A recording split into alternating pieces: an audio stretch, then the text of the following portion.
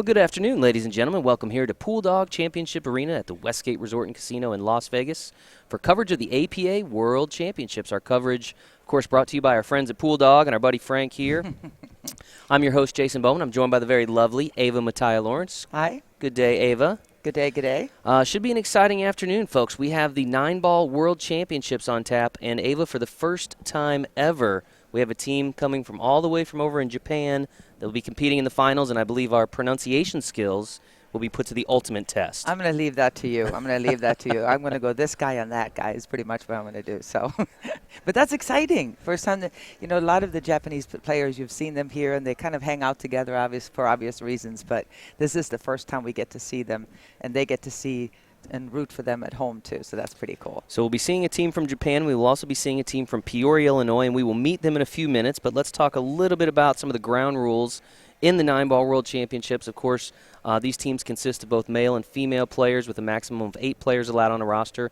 The team will choose up to 5 players to compete in each match. Of course, the handicap limit of 23 for all the players' combined skill levels is always in play. Players may be coached once per game. Of course, APA rules apply. Now, in this format of 9-ball, it's going to be a points-based system, so points are worth 1 point per ball pocketed and 2 points for the 9-ball. So, and players will race to their individual ball count, and team match points will be awarded by the outcome of each of those matches. And as we get into the scoring, I think that'll make a little bit more sense, Ava, to those that maybe aren't familiar with APA 9-ball scoring, and you're seeing a sample of kind of how that scoring works. And again, once we identify the players and their skill levels, we'll kind of talk you through that as we go. Of course, these players are competing for $15,000 in first-place prize money. You can see the breakdown there of what's at stake here. The runner-up's going to go home with $7,000. So, Ava, either way, these teams are financially are going to be happy at the end of the day. I would think so. But, again, the trophy and, more importantly, the title, really what's most important here, and only one of them can take that home. Of course, we started with 500 teams in this year's 9-ball World Championship, and here we are down to the final 2. We mentioned a team from Japan. They are from Osaka, Japan. They are the team of the Anigons, and they are opposed by a team from Peoria, Illinois, the team of Racks on the Rocks. So I think the players are about ready to get underway. They have already lagged. You're seeing Mike Blunk for the team of Racks on the Rocks at the table here. Mike is a skill level 5, and he is going to be competing against Yoshiteru Yonezawa. Say that 3 times fast, Ava. I think you did good. So Mike Blunk with the break. Looks like a solid break there. Not much of a shot on the 1 ball. It looks like the 6 is in the way. Potentially he can get just past the 6 ball to make the 1 in the corner. The beauty here is all he has to do is make it. The 2 is hanging right in the pocket on the other side of the table. Oh, nice. Nice, nice, nice. I believe this is the elder of the Blunks. There are 3 Blunks represented on Racks on the Rocks. There is Mike, who's the father. There is Cameron, the son, and there is Lisa, the mother. So somewhat of a family affair here for the team of Racks on the Rocks, and we'll talk a little bit more about the team of Anigons as they come to the table. Racks on the Rocks named after their location back in Peoria, Illinois, where I'm guessing some folks are tuning in to watch.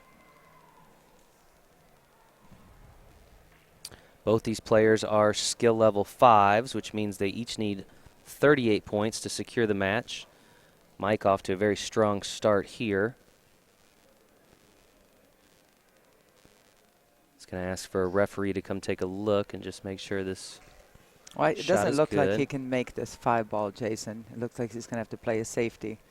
And if he can, it's just barely, but you're going to have to make sure that he doesn't clip that 9 ball. There and it oh, goes. wow, how did that was like on a string. It didn't look, the angle I had here and overhead, it didn't look like he quite could get it, but very nicely done. Left himself a bit of a tester for the 6 ball, though, but he can make that in the corner and just drift the cue ball up for the 7.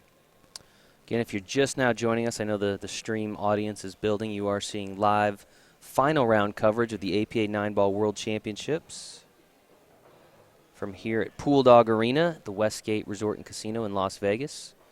The team of Racks on the Rocks, represented by Mike Blunk, currently at the table.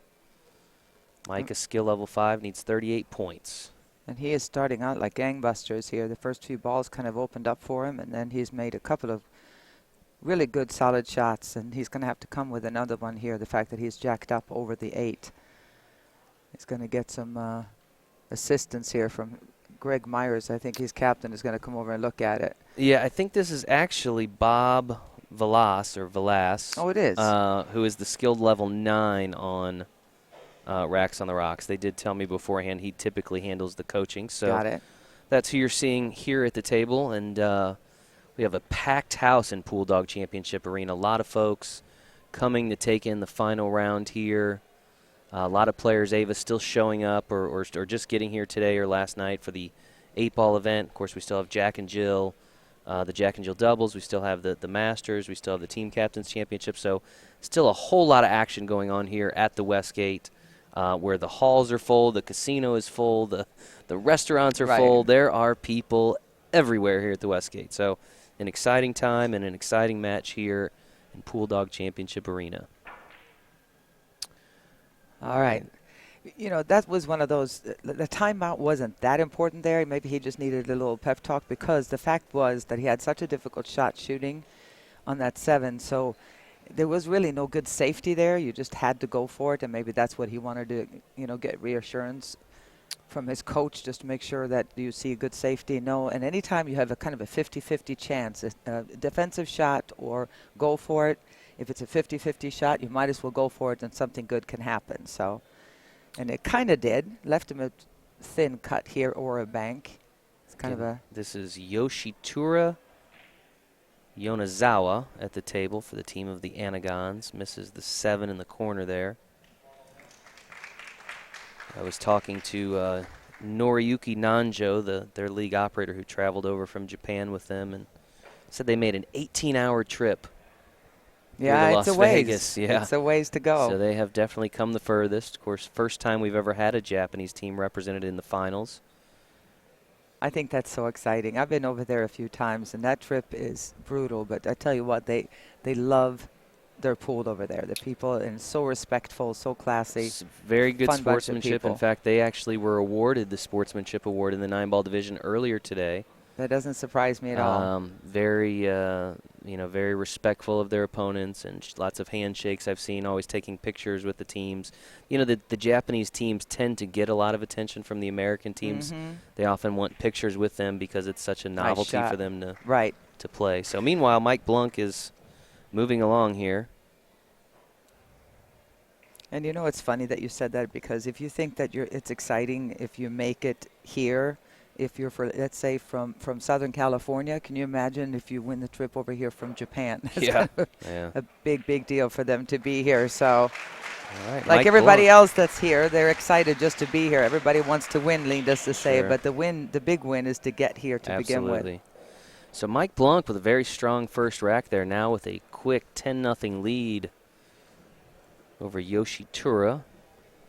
Again, we are going to apologize in advance if we don't get some of these Japanese team members' names exactly right. Of course, I'm sure there are some folks over in Japan tuning in that couldn't be here, although I'm told it's like 6:30, 7 a.m. in the morning there. So maybe they'll be watching a little bit later on after the actual match. Better way to start the day. Cup of coffee and watch some pool. Yeah. You can see Yoshituro preparing the rack. Mike will have the break. Kind of an interesting dynamic, too, for the Japanese team, because none of them speak English. Right. So they actually have to use a translator to communicate with the other team, to communicate with the referees, the floor manager. So kind of a different dynamic for sure. Mike with the break here.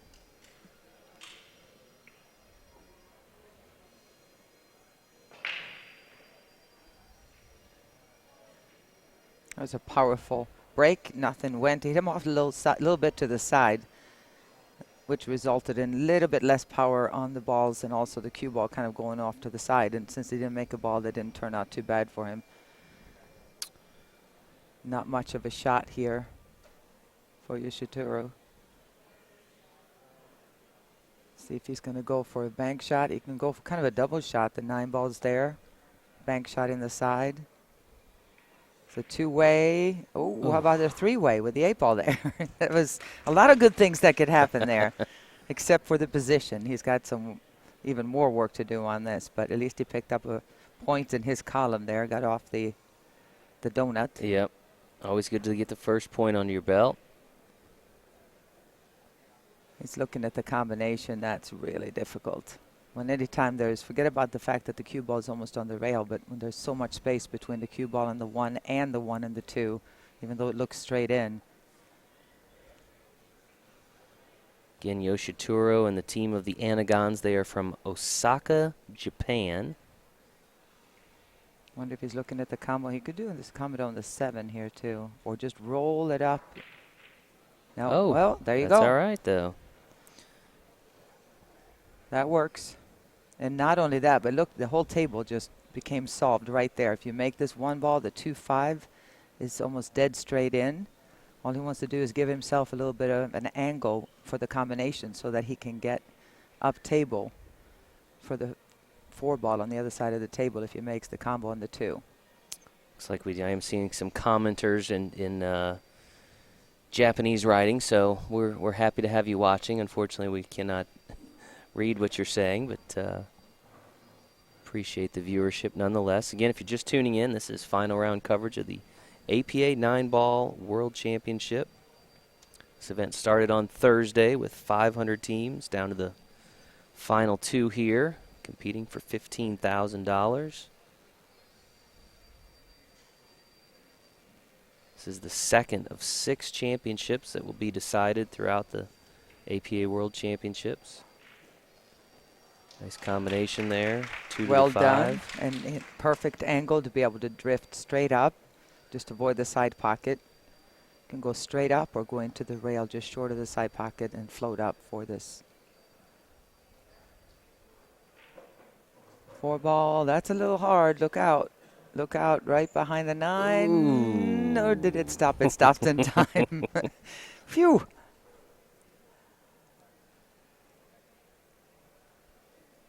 All right, it's going to be interesting if Yoshiteru can take this next 5, that will tie it up 10-10. Looked like Mike had a firm grip on this match, but it's amazing how quickly with the point scoring system, how quickly it can turn. Right. But I guess it's no different if it was 9-ball. It would be 1-1 right now. So sure. if he gets out here, he wanted to make sure, he wanted to have a little bit of an angle to get off the rail here on this 6, but he can just float down and then take what he gets. Make sure you get an angle on this 7 to get up for the 9. No, he did not. He's going to have to take a longer shot on the 9-ball, that's all.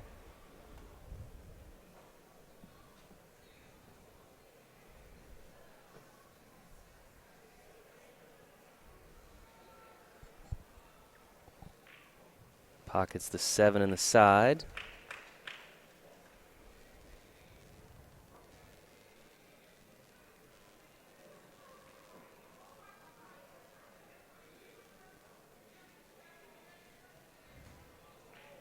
Oh, cannot pocket the 9 in the corner. I'm going to bring Mike Blunk back to the table here. Well, I have seen pros miss those shots and plenty of television matches where that extra level of nerves is in there, and these guys are skill level 5s. They're both playing really well, but they are skill level 5, so no ball is an automatic at this point, especially with when your heart's pounding and your hands are shaking. So it's a big 2-point swing there, folks. Yeah. Mike Blunk picks up the last 2 points of that rack. He now leads 12-8. Ava, very impressed by the turnout here. I mean, it is packed in here. I don't know. It really is. Which is kind of amazing, just given all the things that are currently going on right now throughout the rest of the Westgate in terms of the tournament and things. Right. But I think there's probably a significant amount of interest, not just in the finals, but the fact that we have this team from Japan, and it's you know, very much a new thing. And I've also seen an increase in the spectatorship that has been here. Yeah, well, since ladies, we had a full house last night. But so. Since we started doing this, the first year we did the streaming, streaming, it's increased where everybody knows it's in here. And I think on top of that, all the 8-ball crazy 8-ball players just got here, There you go. yesterday, and they don't start until this evening. What is it, 4 o'clock, I believe? Yeah, somewhere around Is there will be the the opening opening ceremonies, ceremonies? which Yeah. unfortunately we won't get to see because it is I an know, I awesome know. thing with the We always miss it. singing of the national anthem. Pockets the 2 on the break there. The team of Raxon on the Rocks, they are from Peoria, Illinois, and that is the namesake of the location they play out of. Apparently they are undefeated in this year's event. Although I have a note here that they did almost lose a match at some point, and they came down to the very last ball. So we'll see if handling that pressure pack situation, the experience of that turns out to be beneficial to them here. Real backwards cut on this 1 ball here into the side. It's going to have to let the cue ball fly.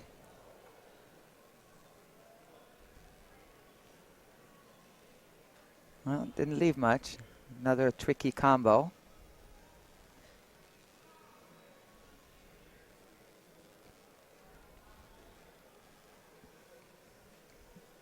Had some folks that were unaware that we actually had leagues in Japan. And of course, I think about 2007 is when APA entered Japan, or we got involved there. And so they've had teams out here for a number of years, but this is the first time they've made it, obviously, this far.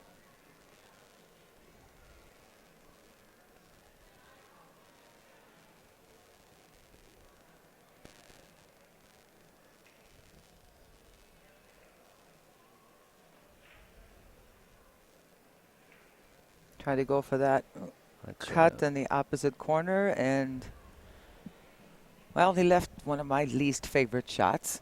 Your least favorite, huh? Long straight in and Yeah. cue ball on the rail. Not too many people are crazy about that shot.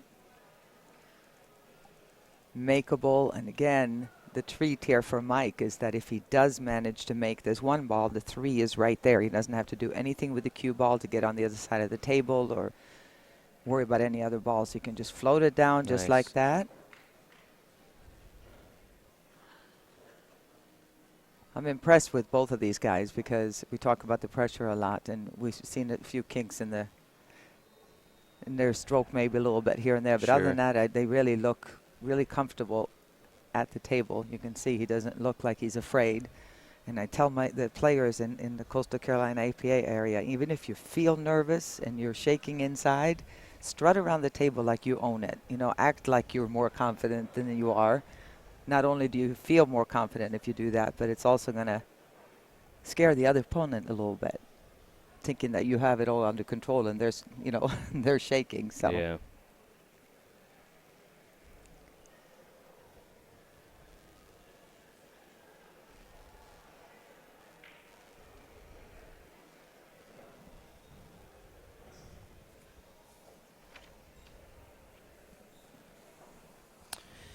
Garrett commenting about the jump cues, and we touched on this yesterday, Ava, but the reason that jump cues are not allowed, with the exception of Masters or the U.S. Amateur Championship format, is because we feel that it tends to favor the more skilled or advanced player. And, APA, obviously a big part of APA is your new and beginning players and your novice players, and we don't feel that we should give any added advantage aside from the skill that those players already have. So that's why you don't see the jump cues. It's just evening the playing field. I Sure. mean, that's what a handicap system is supposed to do, is give everybody a chance that comes out here or that plays at home, or if you're a 3 and you're playing a 7 or an 8, or that's the whole idea behind it. Right. And there are not too many 2s, 1s, 3s, 4s, even 5s that can handle a jump cue. So no. Right. And if you're good enough to jump, I tell everybody that if you're good enough to jump with your own cue and it's not against the house rules,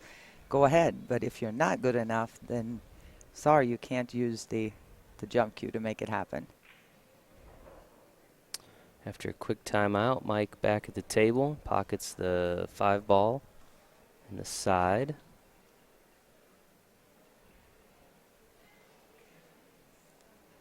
This match moving along at a pretty good pace thus far. Lots of offense.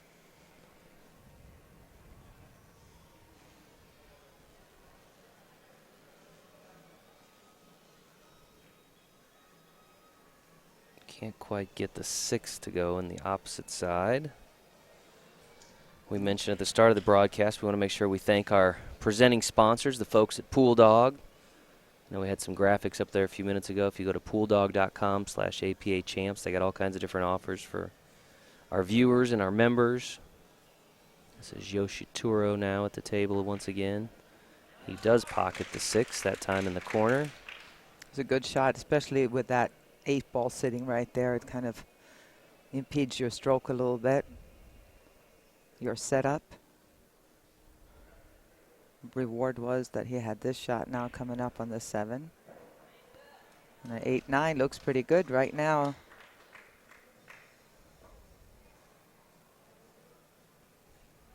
On a good chance for Yoshituro not to let Mike kind of walk away with the first half of this match.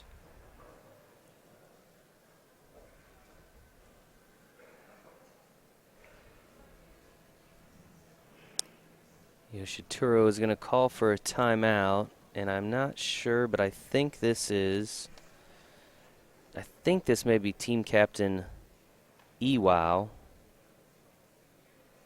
And what you saw the captain put down there is the timer. Sand timer. We have a 30-second, I'm sorry, a 1-minute timeout. Yeah. Timer, just so that it doesn't get away. 'Cause sometimes you get to play talking. Moving, yeah. Yeah, so he just wanted to get a pep talk, I think, here about cutting this ball in. Nice. Nice. Yoshituro finishes off that rack with big 2 points there. He now trails by only 4 in what is again a race to 38.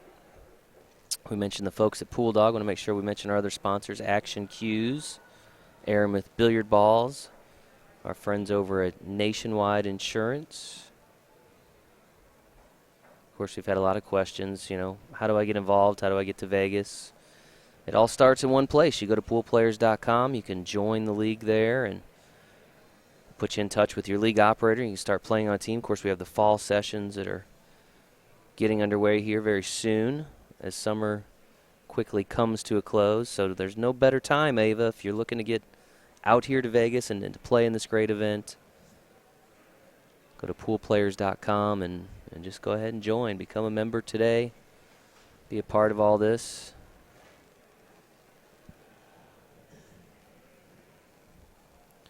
Yoshituro will have his first break of the match.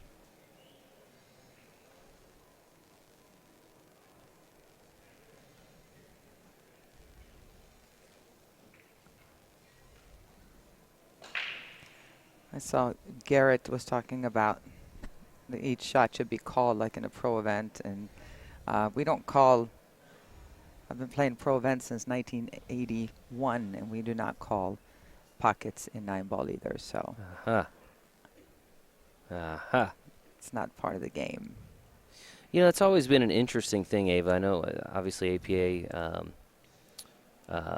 We don't have any call pocket rule in 8-ball either, and I always.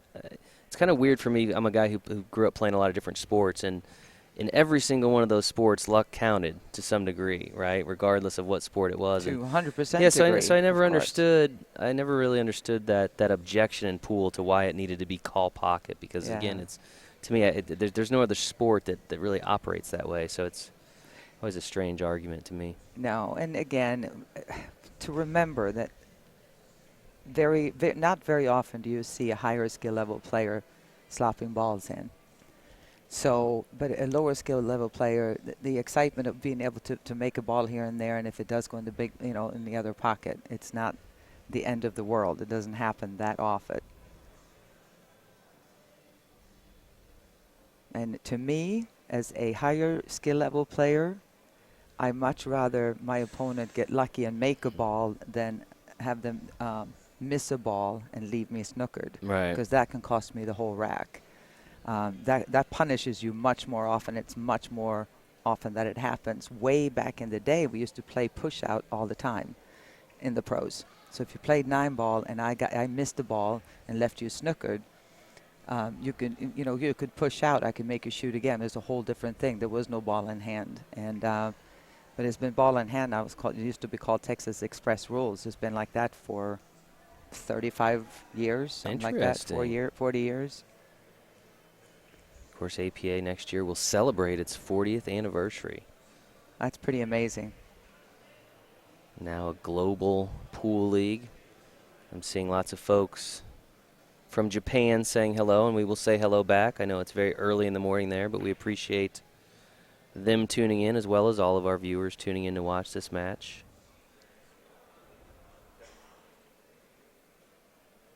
Okay, got away with one a little bit there. No open pocket for this one ball, so we're going to see if he's going to go to defense. Not a lot of defensive play here in this match, which is pretty common in 9-ball, obviously. Much more defensive shot playing 8-ball than 9-ball. On the other hand, if you make a good defensive shot at 9-ball, it usually really punishes the opponent. Oh, wow, nice shot. Yoshituro with the 1-5 combination in the corner there. That was a really, really good shot. Didn't get much for it, but I don't think he can cut this one ball in, but he surprised me before, so maybe he can. Lance is asking about the payouts. Lance, I don't know that most would agree that the payouts are low. I think we're awarding somewhere around $1.2 million throughout this event. I don't know of any other amateur sport that pays out that kind of money. To be true, I don't know of too many amateur sports that pay out a penny. Yeah. That's the whole point of amateur. Right. Yeah. Now, I think sometimes the confusion, Ava, with the payouts is, there's $15,000 for first place, but what you have to remember is there is payouts all the way down the field. Second place is $7,000. 2 third-place teams are getting $3,500.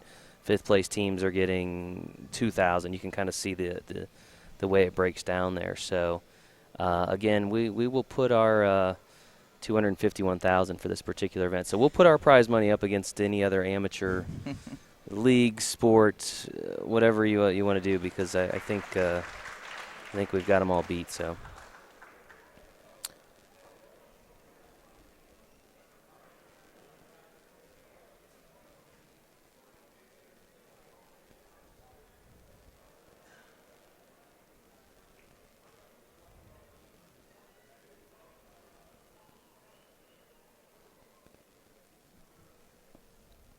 Again, this is Mike Blunk at the table for the team of Racks on the Rocks. Pocketing the 2-ball on the side there.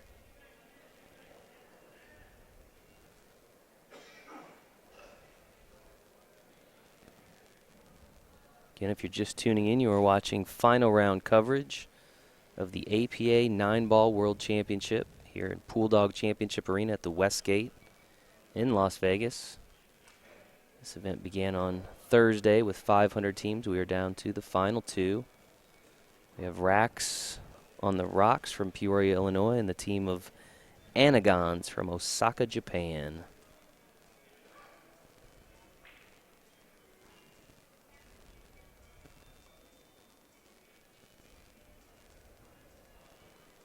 We'll see what we can do here with this 5-ball. Making the 5-ball is only half the battle, but avoiding running into the 8. I don't think there's enough room to get between the 8 and the corner pocket. It's going to be close unless he draws it just out to the middle of the table and take a tougher shot on the 6. Let's see if you can avoid this 8-ball. Sometimes you just have to take your point. Yeah, and that's where the question is. Being that we're playing the point format, are you better off grabbing that 1 point and then dealing with the 6-ball later, as opposed to trying to, a really difficult shot to get back on the 6 and then, risking missing the object ball you're shooting at? It's kind of a decision there. You know what I mean? If it's pure 9-ball, then go for it. Sure. But since it's the point system, I don't know. Got away with it though. Ooh, and resulted in ball in hand. Could be 6 points here for the Japanese team of the Anigons. So I'm told, I tried to get an explanation on Anigons and what that means, Ava. So I'm told that the A&I portion of Anigons, the Ani, stands for or means something to the effect of elder brother in Japan, and the Gons or Gons is some reference to Pokemon Go character. So however that works out, they are the team of the Anigons. So we have our resident Japanese translator here, Steve Alejandro, came up and he explained all that to us. Yeah, so the Pokemon aspect of it. And I'm told they play out of a pool room that is known as Tetkudo Pujo. So maybe some folks tuning in from Japan familiar with that location. Yoshituro pockets the 7 in the corner. No, he didn't leave himself what he wanted, though. That's a, ugh. It's not what you want there.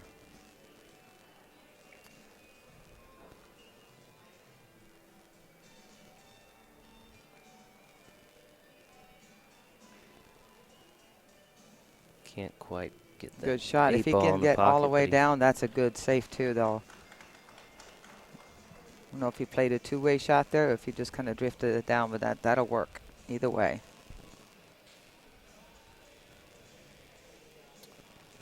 Mike's going to take another timeout here. Again, this is Bob Velas. I saw Chris Lewis is saying, asking how it's scored by points. 9 ball is scored. You get 1 point for each ball, 2 points for the 9 ball. And you race to, you can see their points needed to win for both of these players is 38.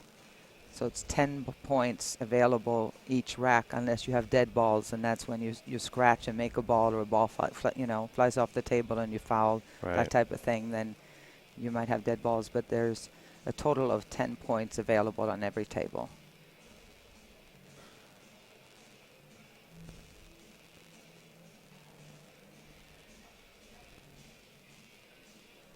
Hi, Roy. You have a little time out here, so I've got a chance to read the texts from everybody. It's kind of cool. Everybody Look at watching. that How did he shot. hit it? Holy smokes. Wow. And some classy applause from his opponent. Yeah. Yoshiteru just sat down and clapped and smiled, and that was a really, really good shot. Good timeout there. Good timeout.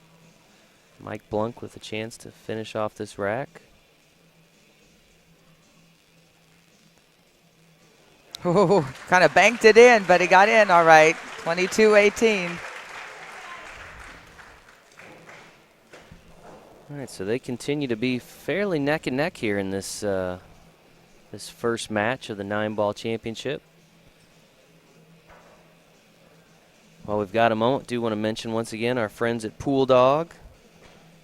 Of course, they're here. If you're out here in Las Vegas, I know they've got a number of giveaways and things at their booth. You can stop by and see them. They got some patches and chalk and things. And, of course, they are an integral part of helping us to bring you this coverage.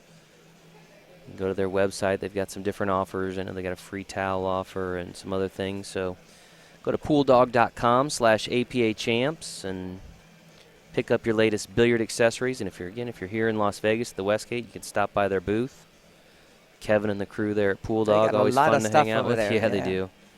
And then there's this. And then there's one of these that we both need, Ava. I need one of those bad boys right there. You don't have one? I got one. No. I don't even drink beer, but I had to get one. Oh, man, that looks refreshing right there. So, you know, this year usually it's cold in here. Yeah, a little warmer. And I told my players, make sure you bring a sweater. But this year there's so many players. We have only, about. It's crazy how many people are here. This is, of course, we talked a little bit about it yesterday. 14,000 just players. Forget about spouses and people just playing Mini Mania and friends coming out. Right, yeah. It's crazy. It's we do have a record number of participants this particular year. Uh-oh. Quick score correction there. The score is actually 23-17. So the referees communicating with the floor managers who are communicating with us, and that score has been updated there. So just 1 point difference. Good break there. 2 balls on the break, and a shot at the 2 ball. No. You get the 1 and the 4, I believe, on the break there. Yep, 7 ball just got in the way. This is one of those where you can just elevate the cue a little bit, and as long as you really hit it with authority, you're only jumping over a little part of that 7 ball. He's going to take another look at it, but it's if it goes, he's going to have to really play it in the thick part of the pocket.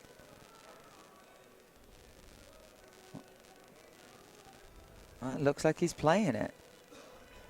Got it. Oh, and he did.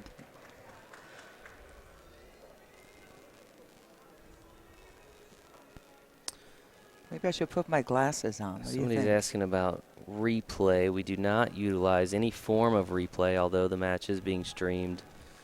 No higher level tournaments. No, we don't get into the replay rules. Oh wow, the Schlitz Cup. Holy smokes, Jana. The Schlitz Cup. The Schlitz Cup. They still make Schlitz? No, they did in 1983. I wasn't going to go there. You're the one who threw a date. We won that. Vicky, this player, Vicky Paskey, Vicky Frecken, and myself, and another. We won that championship for women out there. Remember that?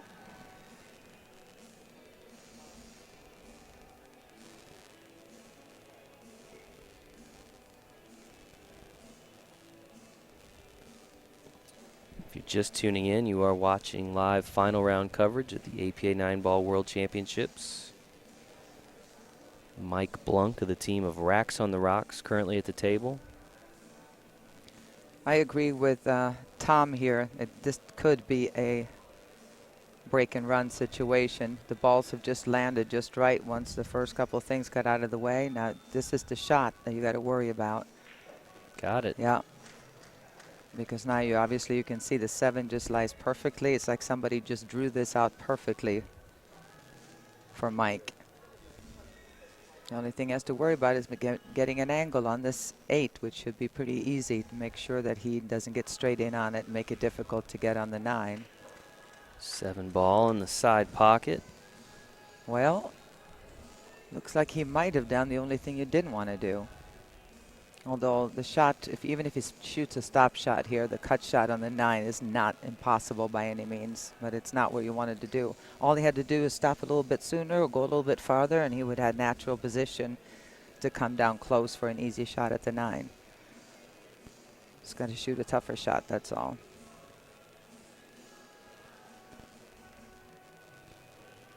Pockets the 8 in the corner. We'll attempt to finish off yet another rack. This would be a pretty substantial swing in the points here, Ava. Mm-hmm.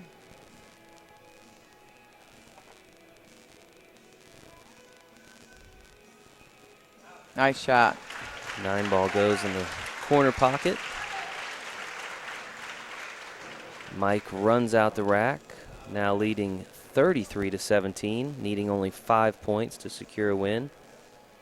Yeah, these are the TV balls, so somebody thought they were hitting the balls out of turn, but the 4 is pink. Just like when we play in the pro events, we've been using those for about the last 5 years. They started using those in Europe, and I don't know if it's improved being able to tell the color of the balls anymore, because now the 5 and 4 gets really confusing. Right, you know what I mean? Right. But so the 5 is pink and the 7 is 7 brown. is brown. Yeah, and these are Aramith Pro TV balls that you're seeing used. Our friends over at Aramith, over there in Belgium. Strong break again for. Yeah, and Mike. and not only is he hitting a good break. Last time he made 2 balls on the break, and they opened up really nicely. And this time he made 1, but again, 1 ball hangs right in the corner. So often that you hit a good break and you're snookered, but that is not the way things are going for Mike right now. He's just, they just open right up. So not only is the 1 ball hanging in the pocket, but the 2 is gone and the 3 is down there on the same side of the table. So he's got some lucky breaks after his initial break shot here in 3 different racks that I can recall. So we'll see what he can do here. Nice. Beautiful. And Pockets again, the 1, leaves himself on the 3. You would really have to mess up here not to at least have a good chance of running out. You can see the 3 balls right by the pocket, the 4 balls right by a pocket on the other side. Next to it is the 5. You don't have to do anything with the cue ball unless you do that. Oh, wow. All right, so for all the folks that's saying he's not a 5, observe that shot, and wow, again, some very good ball pocketing, but again, occasional mistakes will happen. And again, he's a skill level 5, and I mean, controlling the cue ball perfectly all the time is not something even pros can do. But so a 5 definitely is gonna put a little bit more right, hit it a little too thick, something. But he is nice kick shot. Just making contact with that is a good shot, and his left A Yoshituro. definite defense situation for Yoshituro, unless he goes crazy here and tries for a bank. Yeah, Yoshituro is going to have to find something special here at this point in the match. Mike needing only 2 points. And based on this layout, he's got his work cut out for him. Yeah, I don't think he can shoot the bank shot here. You could just tap this and send a cue ball behind the 5. It's a speed shot. He's not going for it, is he? Is he cutting it? He's cut. Oh, wow. That was a tall order. And again, it's kind of a smorgasbord here for Mike Blunt.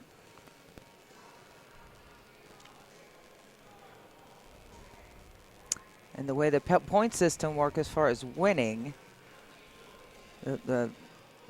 this is a pretty important rack right here as far as, I mean, if he could have gotten a few more, if he gets the next 2 here, that gets him to 38, and that will finish the match. So 38-17. I don't have it in my head, but that would be a 17-3 split. That's 17-3. That's huge. Gets the 4 ball to go. Came up short for the 5. He should be able to cut this in just real thin, hit it with some speed, and there you go.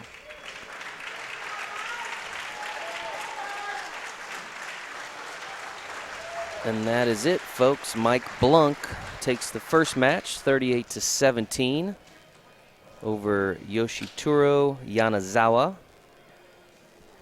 That'll give an early lead to the team of Racks on the Rocks from Peoria, Illinois. And we'll see here in a moment how Anigons chooses to try to come back from that. So while we've got a moment, we're going to take a break. Listen to a word from our sponsors at Pool Dog. Tired of the same old when you're buying billiard supplies? Come shop with the big dogs at PoolDog.com. You want pool cues? We've got over 700. Balls, cases, accessories, no problem. Want help with your game? How does hundreds of free training articles sound? Want to shop offline? We'll mail you a free catalog. Hit us up online, PoolDog.com, or call 866-843-3294.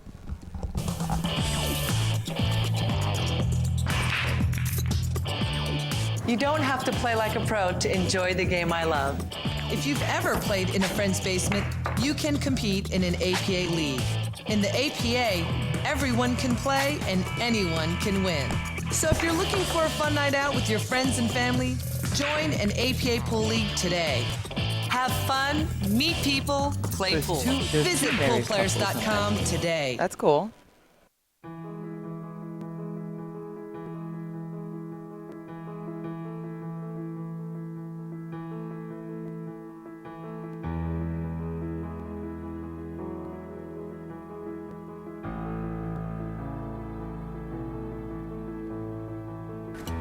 We come from all walks of life. Different backgrounds. Different abilities. We all have different reasons for doing what we do. But we're all one. One love. One passion. One big family.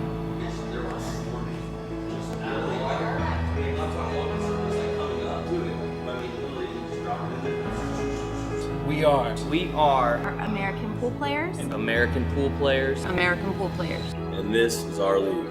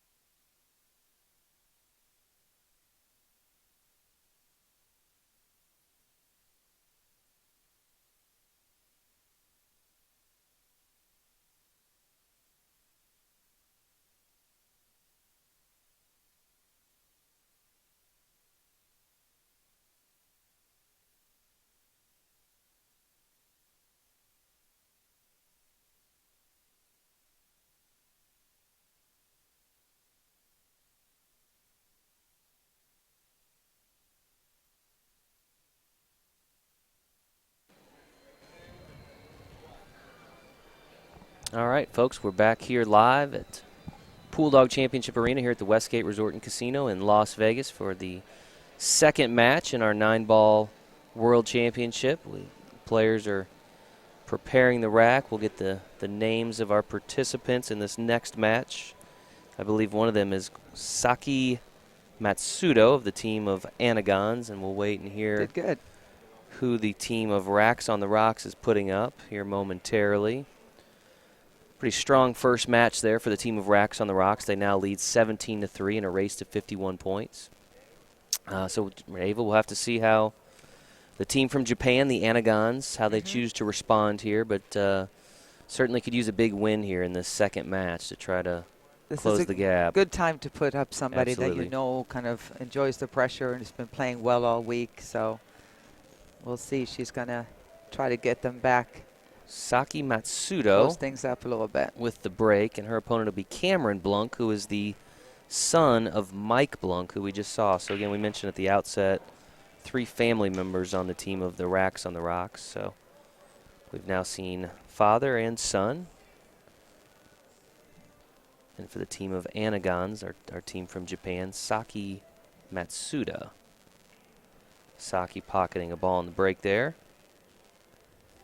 Saki's a skill level 4. She'll need 31 points. Cameron, a skill level 5, will need 38 points. Again, if you're not familiar with APA 9-ball, it is 1 point per ball, 2 points for the 9-ball.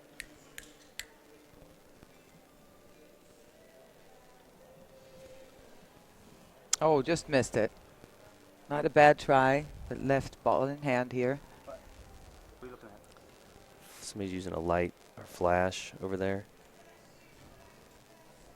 Sometimes got to ask folks to make sure they're not using a flash here in Pool Dog Championship Arena. Don't want to distract any of the players. We had someone look like using a light on a phone or something like that. So we'll ask them politely to turn that off. Don't want to distract the players in this important match. Cameron Blunk now at the table. Looks like he's going to go ahead and try to roll this up and play the 2-ball on the side. And that worked perfectly. Helps having ball in the hand here to start a run off. Good thing here is you don't have to do much with the cue ball. Just kind of roll it up a little bit or hold it. You don't want to get straight. Oh, boy.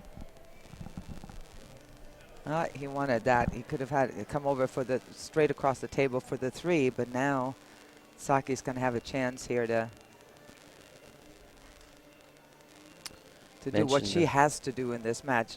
You know, you can be down 40-0 and still win, you know, but it makes it very difficult. So they would love to be able to grab this now and get some points. You may not be able to pull off a 17-3 against Cameron, who's a skill at level 5, but you never know.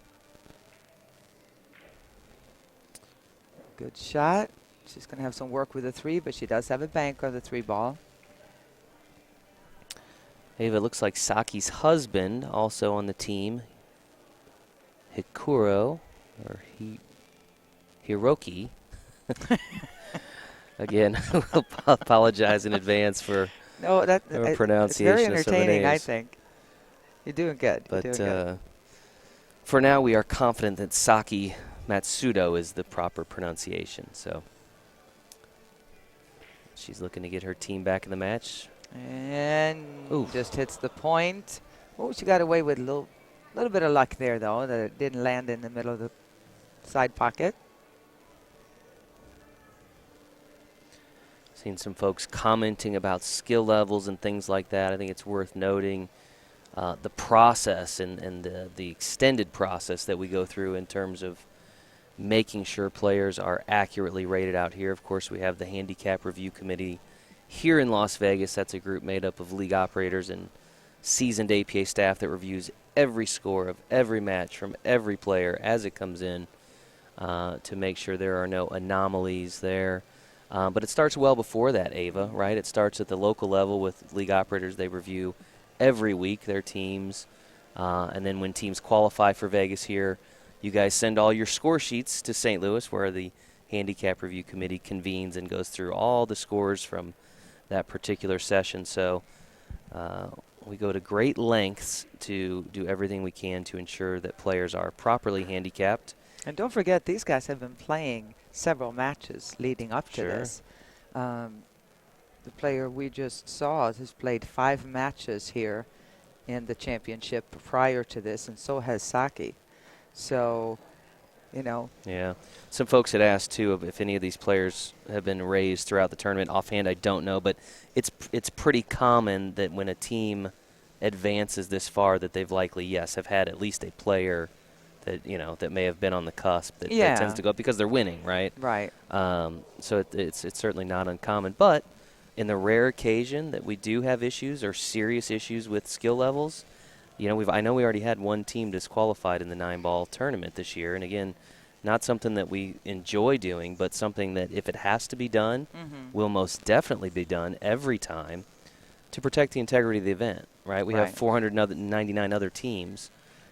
So, you know, we definitely go through our due diligence when it comes to skill levels. Definitely. It's a good shot. Let's see now, she just got the cue ball up here to the other side of the table. Couple of options here. If she can make the 5 in the side, by all means, go for it. It's going to be close. If she cannot, she could roll it up and play it kind of straight on, hide the cue ball behind the 9 for a defensive shot, or kind of see what you can do with making the 9 move. It looks like she can make it. It's going to just barely go by that 9 ball. And she had a two-way shot. Beautiful, beautiful, beautiful, beautiful. Perfect speed. I know a lot of folks just joining us as they're getting on there, especially if you're watching us on Facebook Live. You are watching final round coverage of the APA 9-ball World Championship, which started with 500 teams on Thursday, down to the final 2. Both of these teams victorious in the semifinal round this morning. Looks like we're going to see a timeout here by the team of Racks on the Rocks.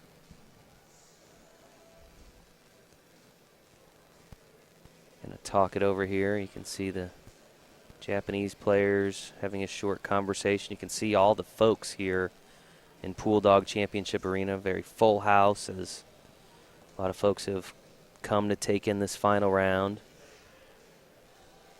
I saw a funny little post here from Pastor who said that she's a 4 and knows that kind of safe.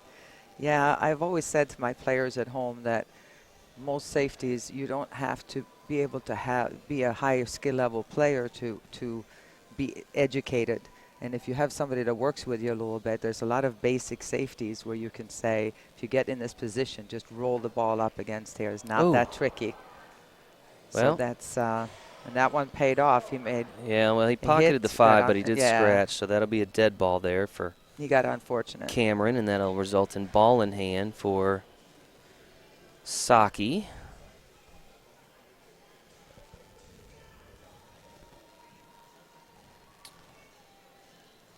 Saw some tired pool players early this morning, Ava. Lots of folks out at the pool party last night. That's right.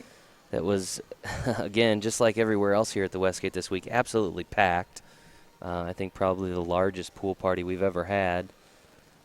Great time, obviously. And I talked to quite a few of the players that are here playing 8-ball, and they said, well, this was perfect because they don't play until late tomorrow night. Yeah. You know, 9:30 or 7:30. You know, the meeting is not even until 4, so they kind of let it loose a little bit at the Poolapalooza. It was a great time. Yeah. It was a really great time. In fact, there were quite a few folks there well after the pool closed, just kind of hanging outside. There was a musician out there as well that played kind of the after party, if you will. So if you've never been here to our event and experienced our pool party, it's certainly worth checking out. Saki Matsudo pockets the 8 in the corner, turns her attention to the 9-ball.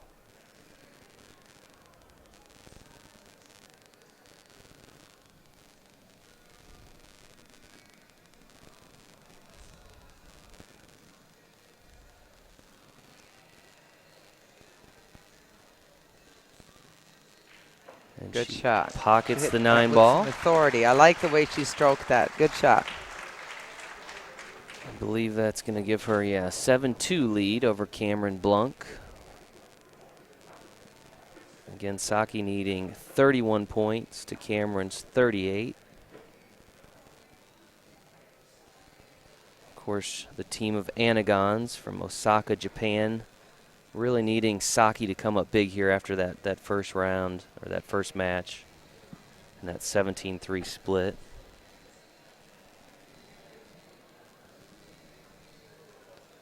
Seeing some of the folks that are taking in the match. There's the team from Japan, the Anigons.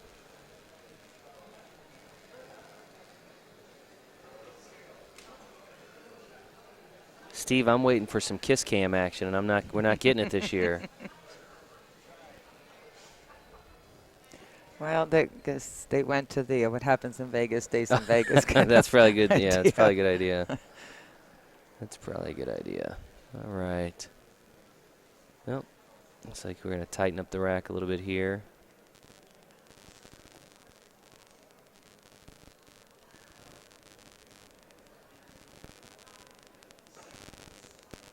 Cameron finishes off the rack. Saki looking it over. Ava, explain when they look at the rack like that. What are you looking for? You're observing. You're looking for gaps and. As the racker, you're making sure that the balls behind, next to and behind the 9-ball are frozen. As the breaker, you want to make sure that the top 3 are frozen. You know, to the 9 and to each other, so that you can get some action. Or that's when you get the dead rack. So a tough break there for Saki as she pockets the 1 on the break, but scratches in the opposite corner. That 1 ball will go down as a dead ball, and Cameron will now have ball in hand on the 2 ball.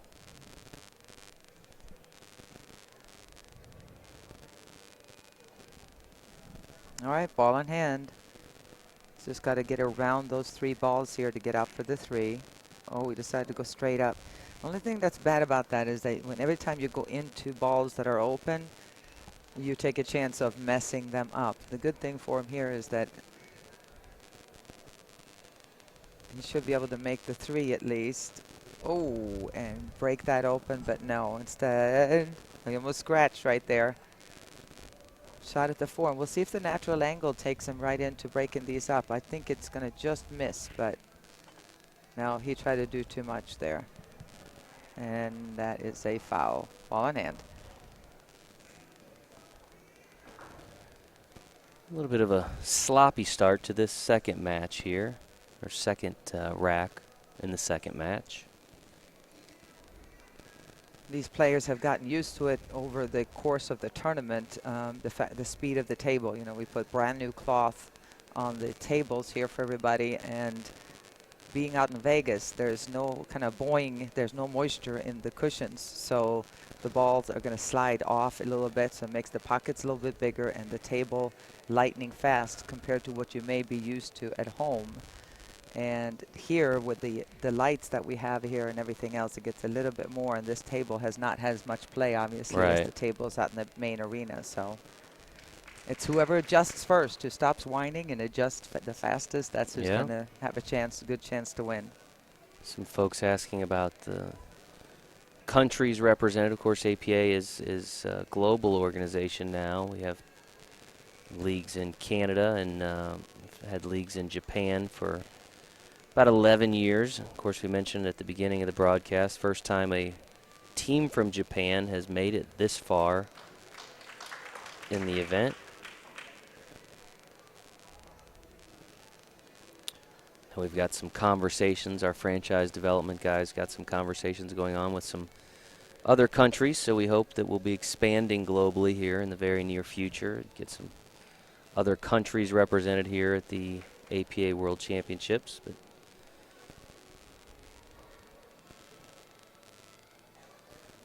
so far, Saki seems like she is dealing with the pressure of having to close this match up a little bit after they're being down 17-3 after the first match. So she's taking a pretty good lead here. If she can make these next 3 balls,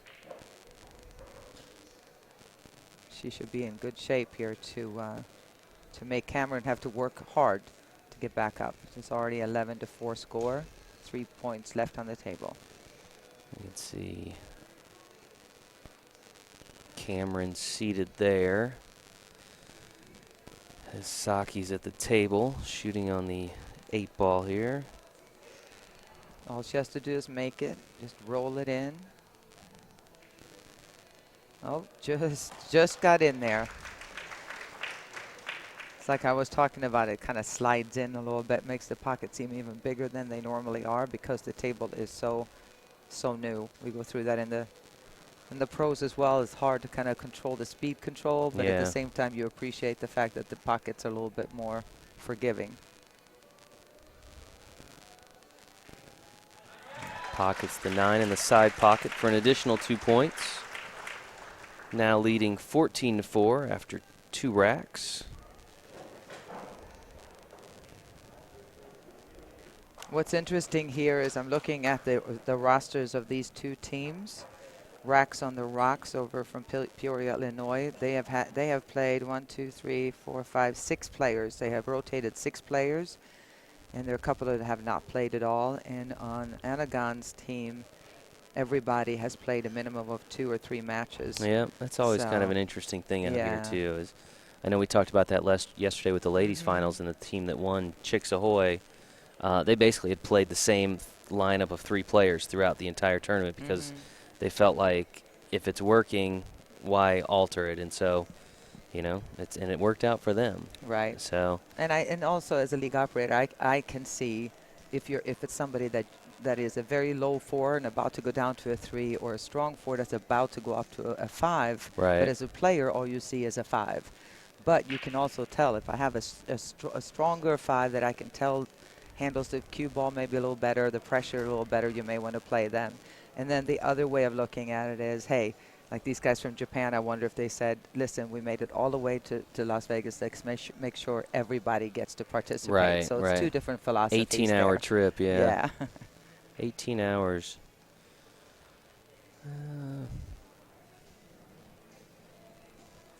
going to answer Kathleen real quick. I agree. The only way that we're going to call a foul if you're moving the cue ball with your stick when you have ball in hand is if you actually are in shooting position.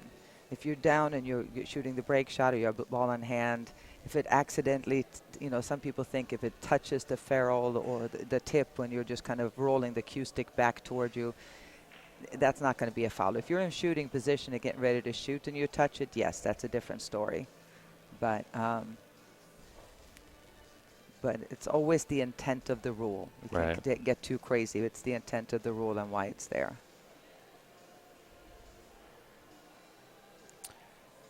Some folks asking about what type of tables we use. Of course, we use the Valley 3.5 by 7 foot tables. Big reason for that is because that is the predominant table that you will find out in the league markets and the local level. We've used different tables in the past, and just seems to make sense for us. Nice shot. Yeah. I like this crowd. It's a very pool knowledgeable crowd. They know what to appreciate somebody coming with a big shot. And if I was Cameron right now or his captain, I would ask a referee to come over. That is it's very close. The 7 ball is right there. And I think she's not going to have any problems, but you can see it's close enough. But why would you not have somebody watch it just to avoid any potential issues? And it's worth noting, they have to actually ask the referee to watch. Yes. Although the referees are certainly observing the match, they will only rule when they are asked to watch a shot and be involved. So. Yeah, and we play cue ball foul only here. We don't have referees at every single table here or on a local level qualifying for here. Yeah, so it'd be tough. It's no big deal if your hair touches a ball or you should happen to, as you go through and stroke it, you happen to hit something. You just put it back. Both players decide where the ball was and you put it back. But if it's a close hit call, by all means have somebody that's better at that. I mean, most people will call a foul on themselves. But every once in a while, you're going to have that person that pretends like, no, it was a good hit. And then now it's too late. There's not much you can do about it unless you had somebody come over and watch the hit. And can I give a shout out to all our volunteers that have been out here and the staff? There are hundreds of people here that have working the floors, that are working the computers, that are doing skill level check, that are inputting the scores. I mean, the team here that put together the televised portion of it. It's amazing. What a Takes an army to put on this machine. event. I know. It's It takes incredible. an army. So many people doing so many different jobs, from setup and table maintenance, and we mentioned the handicap review process. I mean, that involves nearly a dozen people. The observers, the referees. Of course, the referees, Ave, are APA players, members that volunteer to come out here and do this, and I think that is one of the Awesome. absolutely most stressful jobs. Yeah. But they volunteer to do it, and they do a great job. So, of course, we've got the APA staff out here, a number of league operators that volunteer. So, look at that. Nope, not quite. Yeah, if you enjoy getting yelled at too, it's the most thankless job in the world to be out there and refereeing. So I tell you what, though, we get some great ones because they come back year after year and they've got the experience and they know how to handle those tense situations really well. And those are typically the referees that are chosen for these semifinal and final matches. So really appreciate everything they do for us, for sure. Saki now leading 20-4. And Needing again, 11 more points. we talked about it for the first time we've ever had a team from Japan. They've been here several times. And I Yeah, think you said 11 years. This is their 11th year here. But this team finished, what, the 65th last year? Or 2 years they were ago? actually here last year, and then, like you said, they finished tied for 65th. So It's pretty much the same person. Oh, that's a really good shot. But again, it's natural position. All you have to do is have some kind of idea of speed, and you're going to end up perfect on that shot, because she didn't have to do anything with the cue ball. No spin, no English, no draw, no extreme follow. Just make the 7, and you're going to automatically feed up. And here again, all you have to do is stay down, make sure to make that 8. She almost missed it, but she in natural position again on the 9. tough to keep up with those comments when they are all coming in so fast. And she pockets the 9 ball for 2 more points. Saki Matsuda. Very strong performance thus far, now leading 24-4, needing only 7 more points to close out this second match. And that would be a big swing here, Ava, because, again, Racks on the Rocks came out in that first match very strong, ended up with a 17 3-point split. So Anigons looking to return the favor in this this second round. You can see Bob Velas came out and some words of encouragement for Cameron, who is racking, and see if he can start turning things around. Saki will have the break here.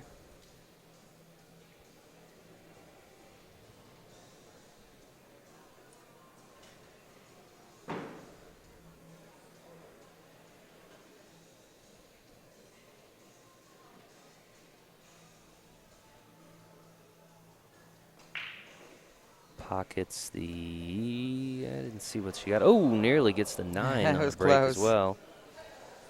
Looks like the 5 ball there in that corner pocket on the break, so she'll pick up another point. The treat is the fact that the 1 ball just very conveniently for Saki Matsuda sat right in the side pocket just about.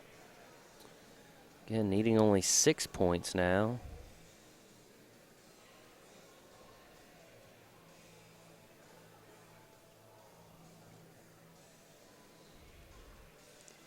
Can't quite get the 1 to go.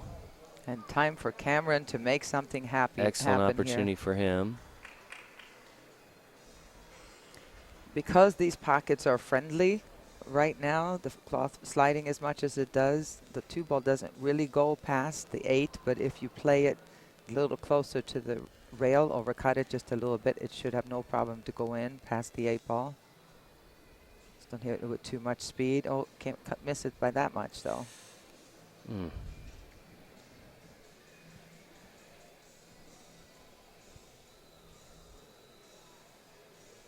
Not what Cameron had hoped for, I don't think, here.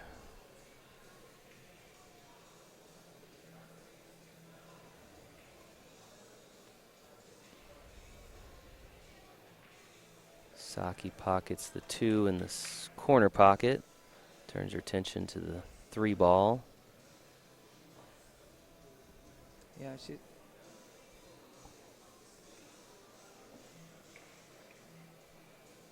she's gotten on a good run here with a few lucky breaks, and Cameron has given her a couple of opportunities that haven't hurt either. So it's a little tricky position here. Gets the 3 to go in the corner.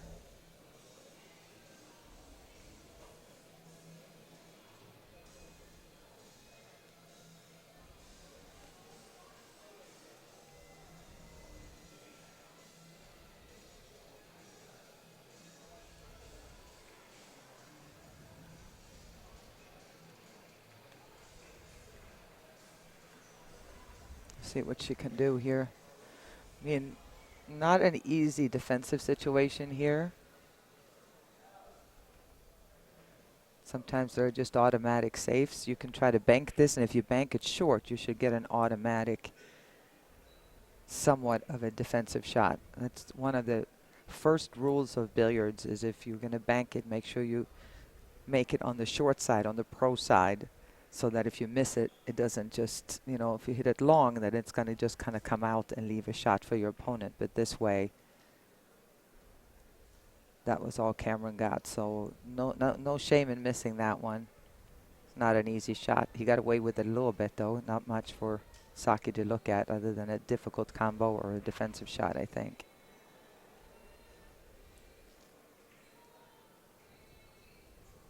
Saki now needing just 4 points to take this second match.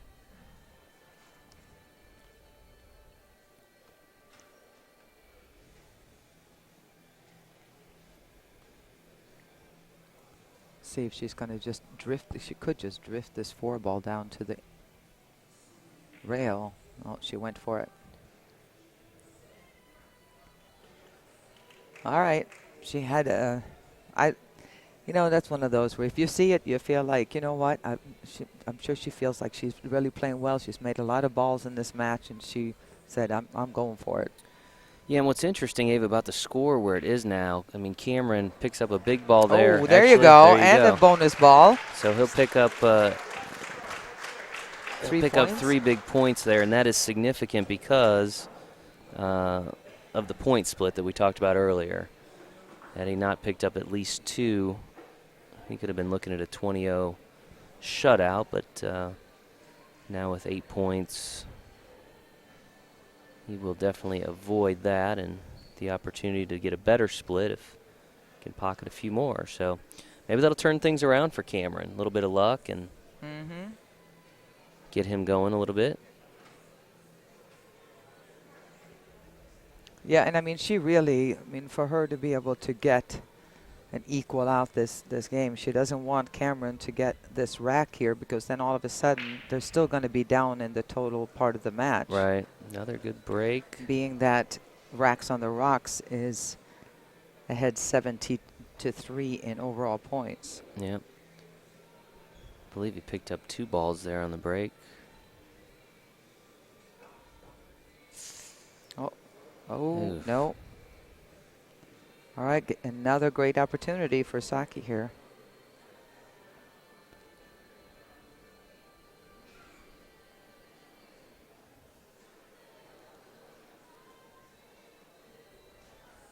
But it did help with those 2. You can see there 27-10.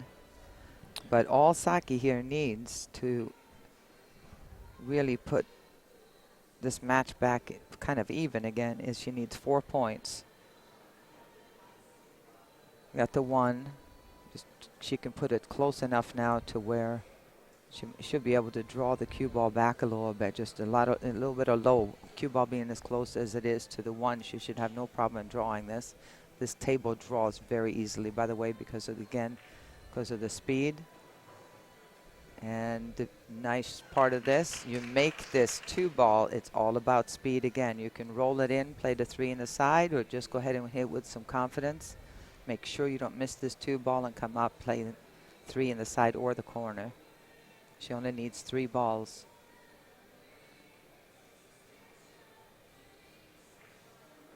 All right, she wants that to slow down a little bit, but I like the way she hit that. You know, just don't take any chance of missing that 2-ball. Too many players try to slow roll a cut shot like that, and it's really easy to hit it too thick. Saki needing just 2 points now. And if she can pick up this 2 points before Cameron gets another, that would be a 19-1 split. That would put the Japanese team ahead.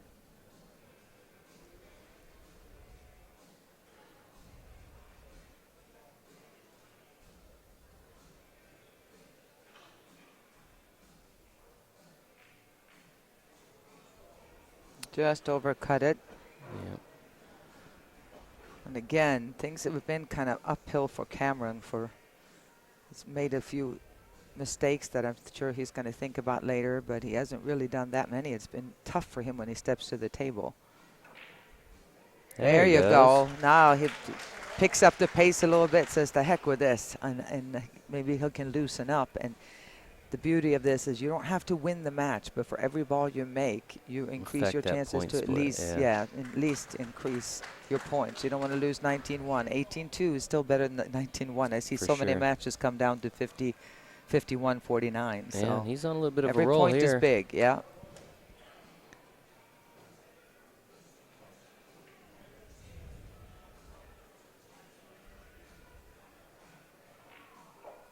Pockets the 8 in the corner. How's that? That worked out. How about that? Give him some love there, people. There you go. And he gets the 9 to drop. So suddenly, Cameron Blunk is on fire, folks. Now with 16 points.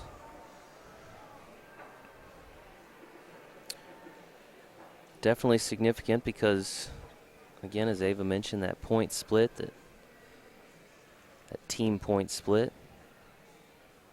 He'll have the break here as well. Somebody asked if 5 is the top rating. Now it's 9, goes up to 9. For 9-ball, yeah. And I think we're going to be in for a treat. We have Greg Myers and Iwao. Iwao. I heard Iwao is a lot of wow. I've heard about him. Yeah, he is skill level 9, who is pretty looming. Spectacular. It would be a fun to see a matchup between them. Now, obviously, somebody may throw off if you put up a 9 blind. Somebody may say, fine, I'll put up my 2, and then we'll crisscross. But for us, if it goes into the 4th or 5th match, I would love, or even the next match, to see the 2 9s go at it. That'll be a treat. Yeah, you know, I don't know if we'll see the 9 for Racks on the Rocks, just because they've now played 2 5s. So we'll have to see what the strategy is here, because I noticed their 9 has yet to play in the tournament. So, and I'm guessing that has to do with their skill levels and how they add up to 23. So I'm guessing if anything, we may see, I think you mentioned Greg Myers, skill level 6 for Racks on the Rocks. But we'll see how it goes. Oh, you know what? He's played 9 times. Yeah. So is that what I did? Is that how I messed it up? He's a Bob 6. Vallis. Yeah. Sorry. Bob's the 9, but has yet to play in the tournament. Like I said, I think that's probably based on He may not be here, yeah. Well, he's definitely here because he's done the coaching, yeah. Oh, okay. But, again, I think because of the way their team's configured, they've played 2 5s, and I don't know that they're going to throw a 9 in there. That's a good point. All part of the strategy of putting up players. That's a science in and of itself. I know. I admire that so much. Well, and that's such a big part of success when you get out here is captains that are experienced and really well-versed in strategy of how to match up skill levels, you know. Right. All right, Saki needing just 2 balls again. She's going to go ahead and take a timeout. We mentioned earlier the Japanese team using that sand timer, that 1-minute sand timer that teams are now required to use out here to keep the matches moving at a good pace.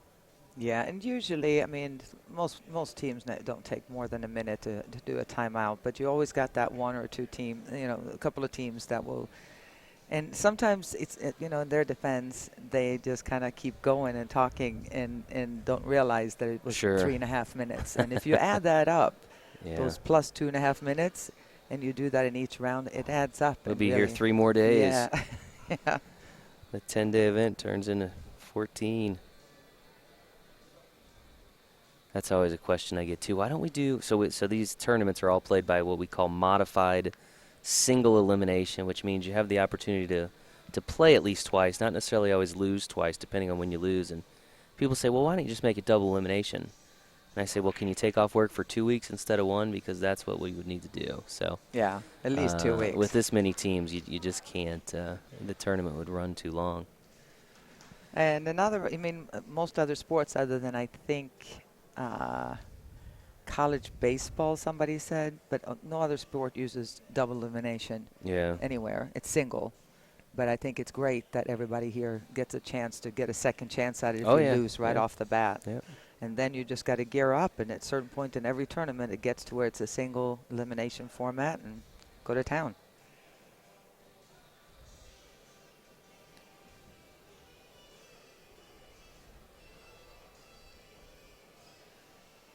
So we know that Anigons from Japan came in 64. What did you say? 65th I think last year? I think Nori said they tied for 65th last year. Okay. Do we know if Racks on the Rocks, have they been to? Some of their players have been out here before in different Not the events. team, This okay. this exact team has not, no. But about half of their roster has competed in here in Vegas previously. So Yeah, singles, we got the singles, doubles, so Jack many, and yeah. There's Jill, so many different different. opportunities.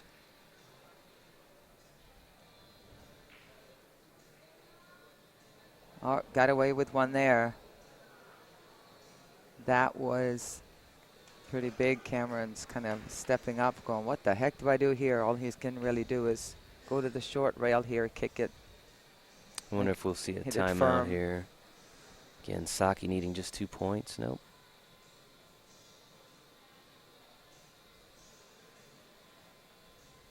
You know, it's amazing how often I've played in matches where you kind of just look up and go, okay, so not my day, I guess. Or vice versa, where you go, you don't play that well, and you get every single roll. You know, I was talking to a friend of mine who's a pro golfer and said you can hit the greatest drive in the world and it lands in somebody else's divot in the middle of the fairway. The Yeah. perfect drive. Right. You know, it's just part of the game. Sometimes it's your way. When it's your time to win, it's going to happen. And if it's not, you can fight all you want, play the best pool you can. But if the stars aren't aligned, and so far the match, it's kind of gone that way for Saki. Things have just kind of lined up. She misses. Cameron hasn't gotten a lot. And you know, each match has its own life, and you just got to take what you've given. Fight hard, but then just accept that Sure. it wasn't your day. Saki pockets the 2. And she needs one, Needs correct? 1. I don't know. She's Hard got to a tell if she combo. got that. Can she get to that 3, Oh, though? no, she can't. Yeah. Not the ideal leave. I don't even think she can hit it. No, she's Nope. going to have to kick.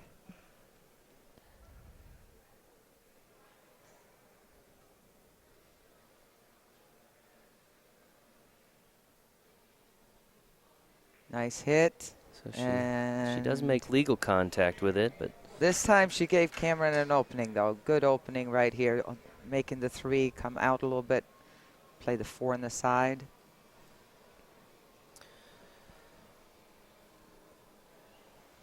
if you're just joining us, you're watching live coverage, final round coverage of the APA 9-Ball World Championship here in Pool Dog Championship Arena here at the Westgate in Las Vegas, where we've been for the last several days.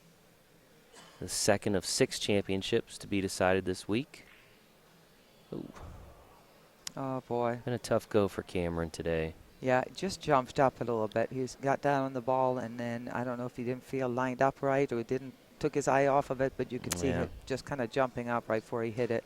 Again, we talk about it every time we stream one of these matches, but certain players respond well to the pressure and certain players do not. And, you know, Yeah. again, I don't know of any circumstance where most of these players are used to playing in front of a few hundred people with cameras on and overheads, true. and it can be a very stressful But I do know situation. that Cameron must have done something right. They're here in the finals. There you go. And he's played 8 times, and he's handled the pressure. This time, I don't think Saki knows it's over. No, but it is, folks. That is Saki Matsuda with a 31-18 victory. And I believe we're going to be tied up, Ava. I think that's a 17-3 split, if I'm not mistaken, which As means it should be in the finals. we are tied 20-20. Very cool. Don't go anywhere, folks. We got a lot of action coming back. We're going to take a quick break, hear a word from our sponsors, and we'll be right back here momentarily. Tired of the same old when you're buying billiard supplies? Come shop with the big dogs at PullDog.com. You want pool cues? We've got over 700. Balls, cases, accessories, no problem. Want help with your game? How does hundreds of free training articles sound? Want to shop offline? We'll mail you a free catalog. Hit us up online, PullDog.com, or call 866-843-3294.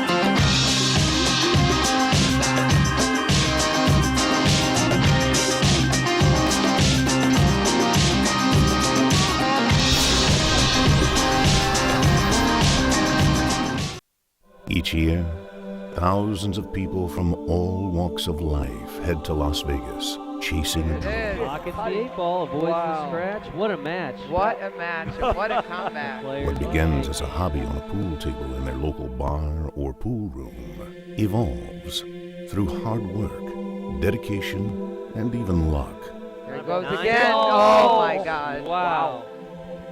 into something bigger, something greater than anything they could have ever imagined. I've got a 14-year-old boy at home that we play a lot in my garage, and because of that, he got to see me win this thing, and that's huge for me and him. Few ever envisioned playing on a stage of this magnitude.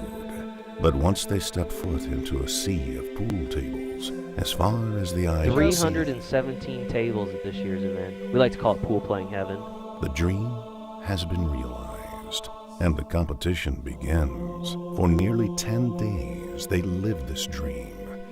And for a select few who manage to persevere, they return home champions.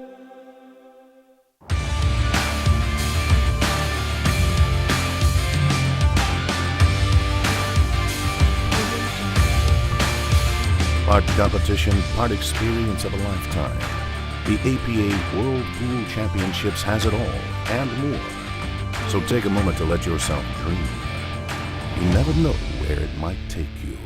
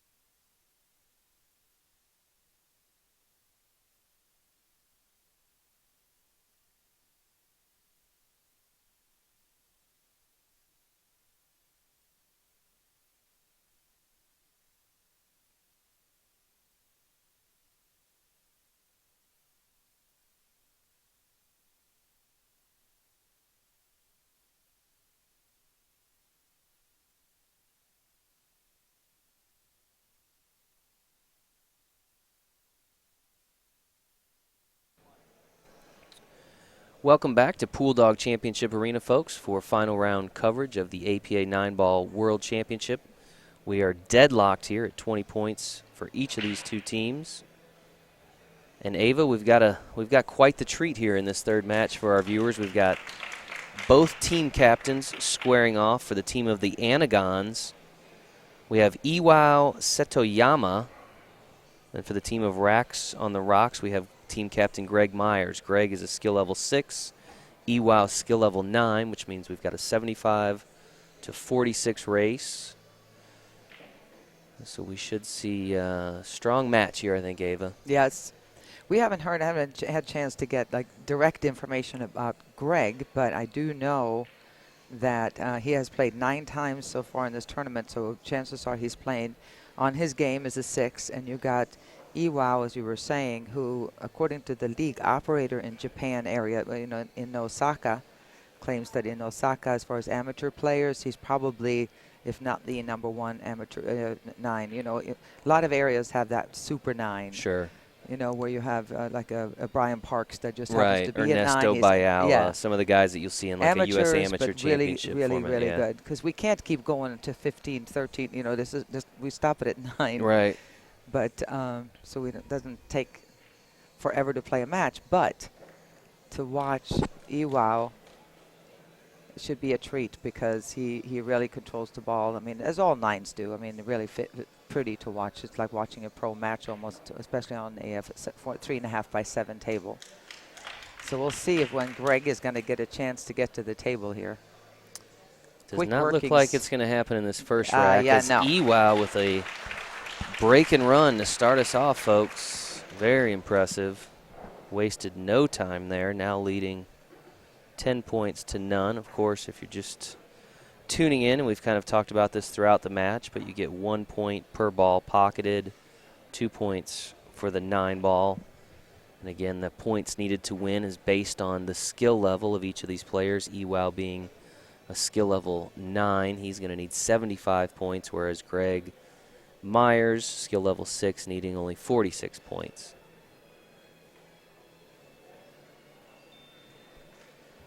So much is going to come down to the break. If Iwao keeps breaking, making a ball, and getting any kind of a shot at the 1, he's asking to make sure that the top balls are a little bit better frozen here, I think. If he controls the match and stays on the table, the one thing you can't do, and again, it's to give this, like for instance, in this situation, which you cannot do in APAs, give this 6 a chance against a 9. So you cannot push out. That's been taken out of the equation, which I think it's a really great thing that we do to equalize it a little bit, because that is the one chance your 1s, 2s, 3, 4, 5, 6 can actually get back into a match like this. Because right. if he breaks the balls with one of those power breaks, keeps making a ball, getting position, then you're done. But yeah, that's Greg's going to have his work. Stop it. Yeah, Greg's going to have his work cut out for him. Nori mentioned Noriyuki Nanjo, the league operator for the Japanese team, mentioned that Iwao is thus far undefeated in the tournament. Mm-hmm. So we'll see if that continues here in the final round. But interesting, as you noted, the Racks on the Rocks opting to put Greg Myers up as opposed to Bob Velas, their skill level 9. So, and I think that has to do with kind of the points towards the 23. So we will not see Bob Velas at this point today because of how they've matched up. They've put 2 5s and now a 6 up. So putting a lot of faith in Mr. Myers, they are. But the one thing that they are doing is that they have, after this, so far, the Japanese team has put up to 18. 23 is obviously the max. Racks on the Rocks are at 16, so they can play a little bit higher skill level if they so choose when it comes down to the last 2 matches. So it's kind of a give and take. Yep. When you play the numbers early. Strategy. So these are 3.5 by 7 foot tables. I saw some comments coming up, 3.5 by 7 foot valley tables. Approximately 340 of them in use for the World Championships here at the Westgate. Pool tables in about every nook and cranny of this resort casino. I saw there's pool tables out in like the main lobby In bar, the lobby and there's bar. pool tables in the sports book, and there's I don't know if there's anywhere else we could put a pool table that we don't have one right now. All right, not an easy shot there for Greg, but he came with it, and he needs to take advantage and really capitalize on the times that Iwao is not going to make a ball on the break.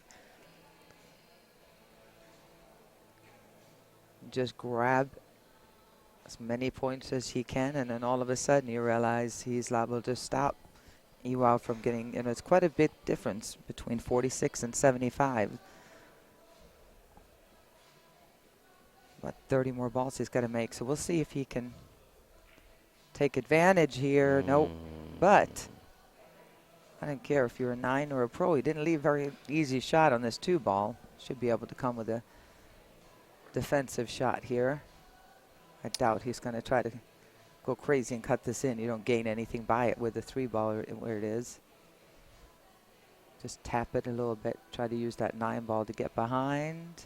And I think he left maybe an edge of it, but he cannot. Gray cannot make it. Do want to make sure we acknowledge our sponsors, our friends at Pool Dog,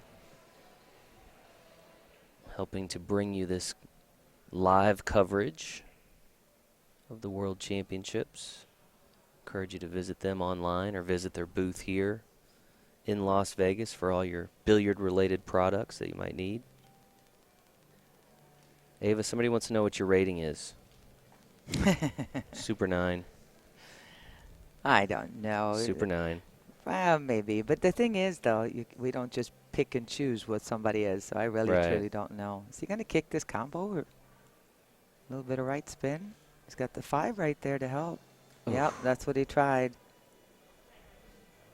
Hitting it that hard, though, you got to put more spin on it because that's going to kind of straighten it out a little bit. So give Iwao a ball in hand. Good choice, though. Which could be very dangerous. We'll see. Oftentimes when you see players of this caliber, to give them ball in hand is not uncommon to see them run out. So we'll see. Uh-oh. Uh-oh. There's what we're talking about. Okay. The table is fast. And it's a little faster in here.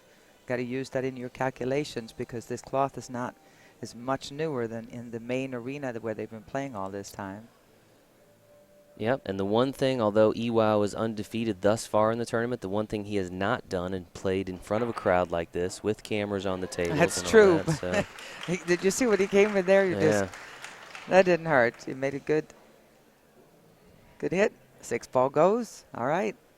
So maybe the pressure's not bothering him. Well, that was kind of a, one of those. But now let's see what he can do with this 3 ball. That is not easy.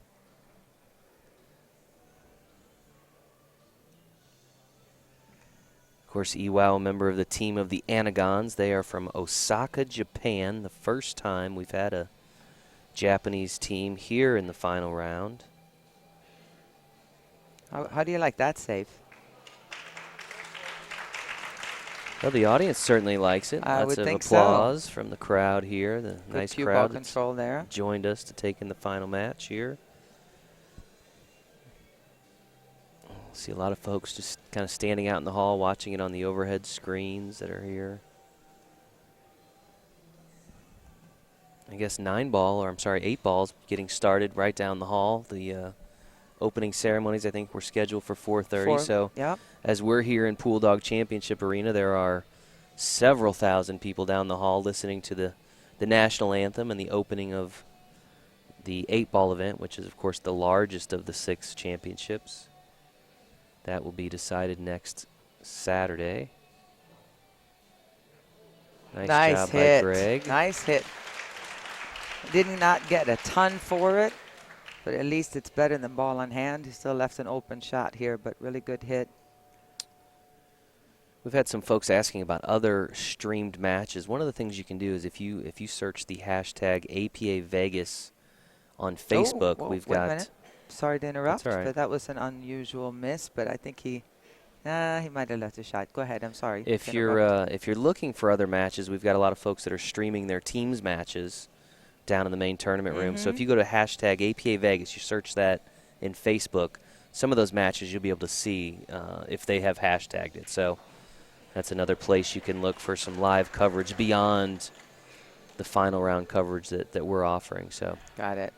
lots of ways to check out what's going on if you're not here. Of course, we've got CompuSport, the online brackets that allow folks to follow different teams or different members of teams throughout the tournament, see how they're progressing. So there's lots of ways you can stay in touch with all things APA World Championships, even if you're not here in Las Vegas.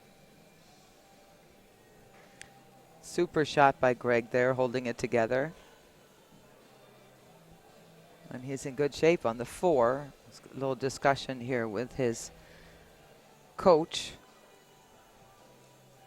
Greg is the captain, but the coach here is Bob Vallis, who is a skill level 9 on Team Racks on the Rocks. So he's going to give him a few pointers on best way to get position on the 5 here. So you don't want to just, you know, it's one thing to get your point for your team here, but you need to make something happen when you're playing somebody of the skill level, and it is a skill level 6. All he's trying to do now is work out the best path how to get on the 7. If he can just hold the cue ball there, come off the rail a little bit and leave himself an angle to shoot the 5 down in the corner and drift out for the 7. You don't have to get too cute and get straight in on the 7. Just come over towards the left side of the table and you're going to have a shot.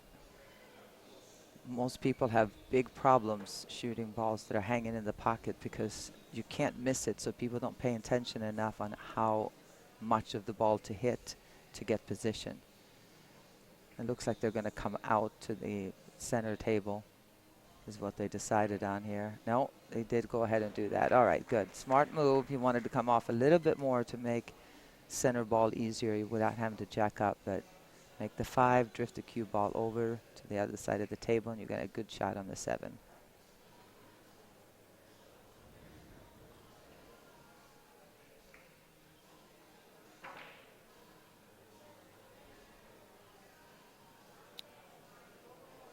Wants that to stop. No, that looks like 5 points for Iwao there. I am not playing in the event in Wisconsin, unfortunately. Oh, I thought they were asking about this event. Oh, yeah, no. No, the pro event, I'm going to have to miss that one. I'm having some little back issues, but also I had already scheduled our Tri-Cups for APA qualifier to the World qualifier. Yeah, the folks that know Ava is a professional pool player, some may not realize she's also a APA league operator, the league down in South Carolina, Coastal Carolina APA. So I'm all over the place. You are. Nice. Wow, with the 8 in the follow corner. there, coming around. Came up a bit short, so we'll see here if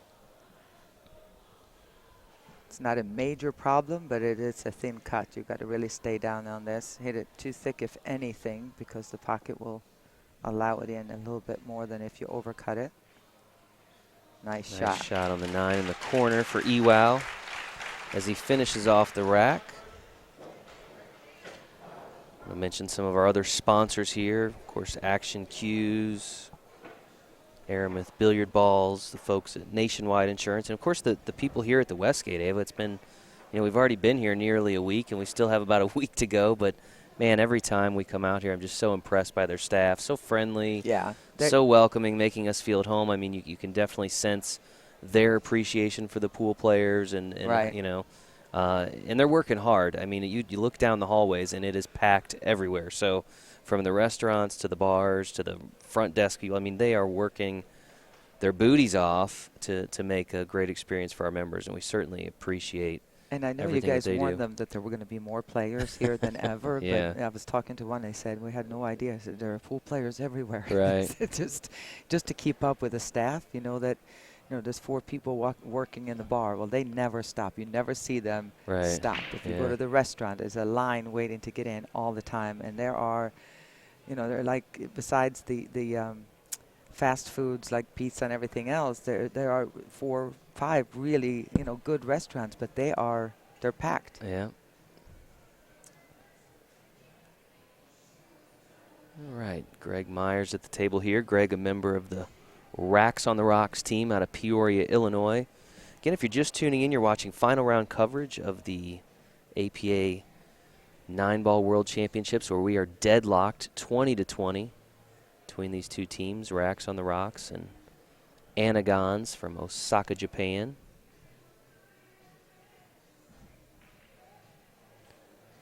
Oh, just missed that one in the corner.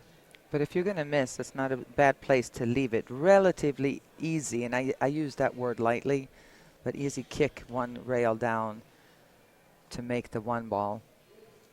Kicking a ball is never easy, especially if you're going to try to get position also. But one last thing I want to mention while we were talking about the Westgate. He can hit it. Sorry, he can hit it.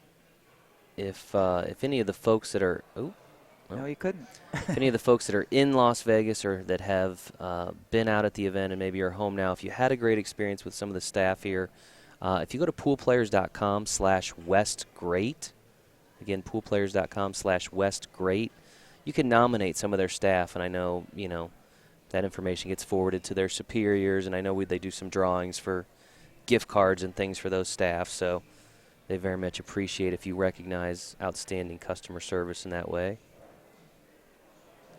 Ouch.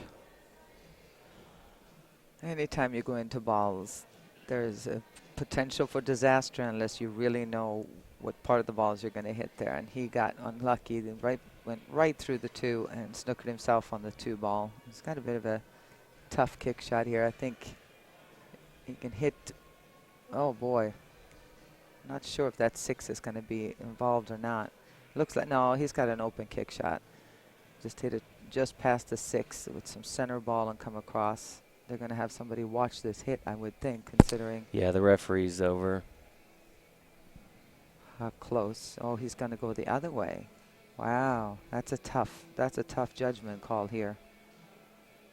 Speed is really important when you're hitting down on the ball and curve. Wow. Nice shot. Super shot. Nice shot there by Greg Myers.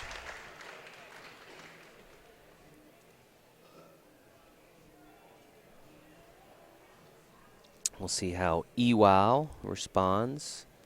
Iwao Setoyama. Every time you start saying Iwa, I'm about to say what? What do you want?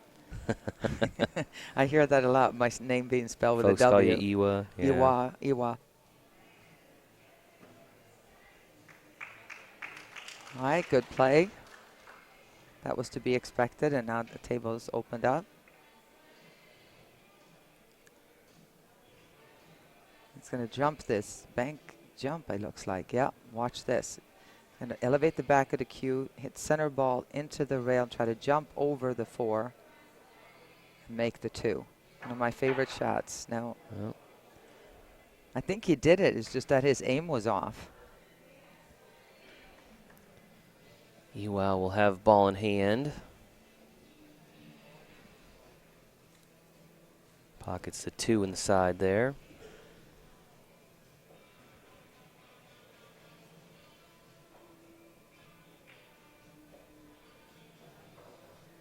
I want to mention tomorrow we will have live final round coverage of the team captains, the first ever team captains championship.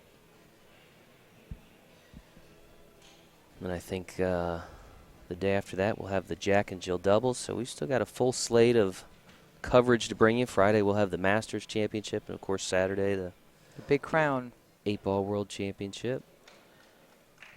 How many teams in 8-ball again? 713 8-ball teams. Unbelievable. 509 ball teams. 256 ladies. 256 Jack and Jill. 256 Masters. 384. I think it's more like 358 or something in team captains. I don't know that the field was ended up being full, but fairly close to that 380 almost number. Full, so yeah, for a first-year event, not bad. Which has all resulted in the world's largest pool tournament being larger this year. I didn't think it was. I didn't think that you were going to have enough room here to do it in even bigger. It's incredible.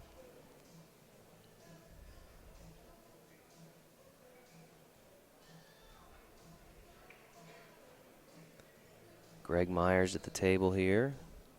Greg is skill level 6, needing to get to 46 points before Iwao Setoyama reaches 75 points.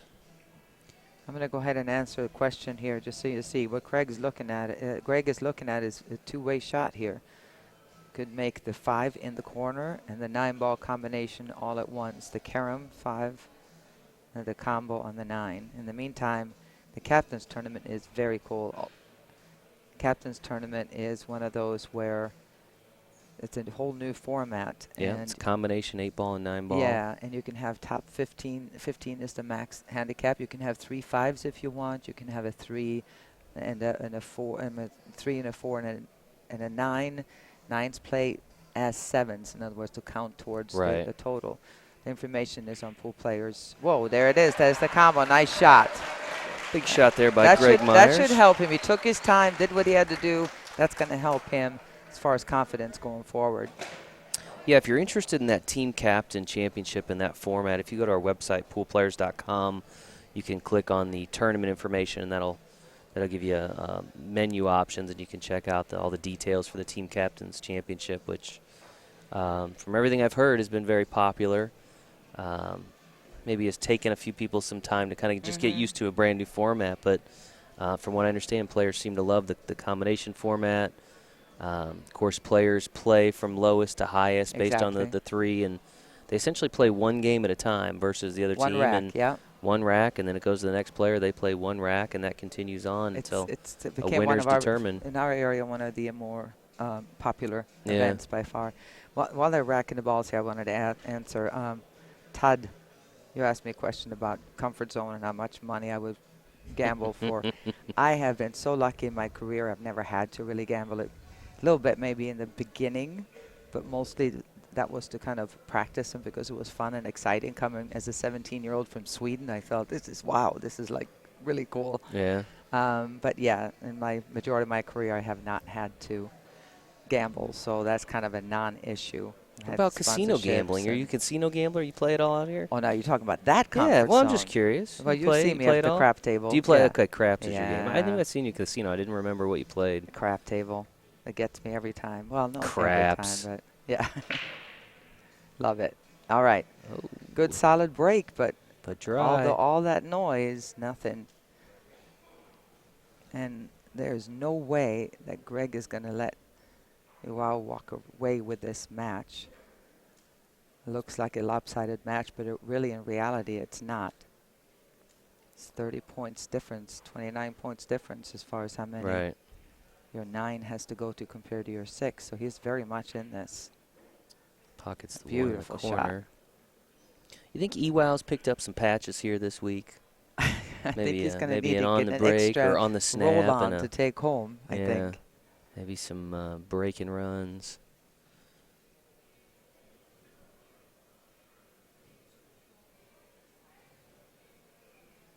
The score is tied 20-20. The team match score is tied 20-20. So we are neck and neck here. Pool Dog Championship Arena at the Westgate in Las Vegas. Both teams racing to 51 points. You can see there the 5 is the ball. The 5 and 4 are kind of close in color because of the TV balls. The 5 is on the rail there. Shooting the 3 and the 4-8 combo is available. Oh, no.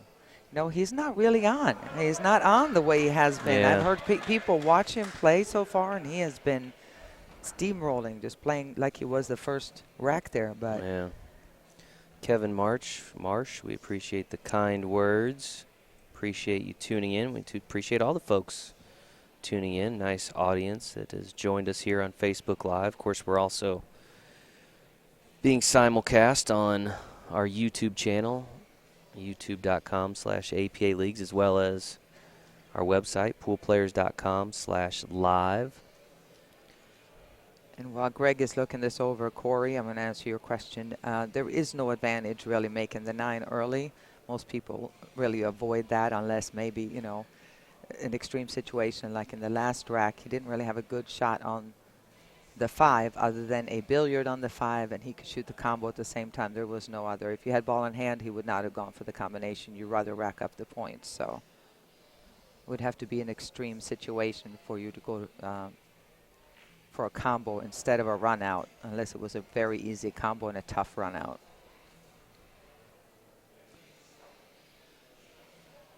All right, you're going to make up your mind here. This is one of those where people go, well, the 5 or the 8 has to go.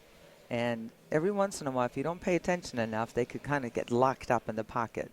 Now, these are forgiving pockets, no doubt, but it can still happen. You still need to pick what you're going to do. And be careful if you do make the 4, you need to get position on that 5 ball. So you may want to go ahead and make the combo first.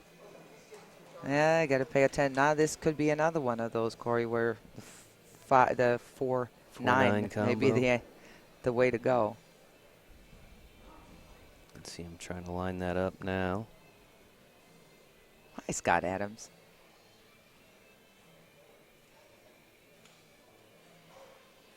All right, I'm going to put a little low on the cue ball. Hopefully get that to go to the other side of the table should this fail, Very but nice. no fail. What a shot there Good by Greg shot. Myers.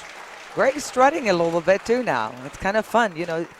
A match is long, especially when you're playing. It feels, you know, and it has its ups and downs. And as if you really watch somebody's body language, like the people are here live, can pick a player and watch. I do this a lot, and you can see the body language when somebody feels confident when they're up and they feel like this is my match and I'm on, and they start running a little bit around the table, and then the other opponent looks like they're walking in quicksand, in mud, because your brain stops working because you're nervous. And I say that all the time. If you feel nervous or you feel insecure, start walking fast around the table. You get your heart rate up a little bit. That gives more, you know, energy. That gives you more oxygen to your brain. It scares your opponent a little bit, going, what the heck? He feels confident. That makes me feel a little bit less confident. What does he know that I don't know? Right. So you can see that ebb and flow in a match of who's feeling good in the moment and who's got the momentum.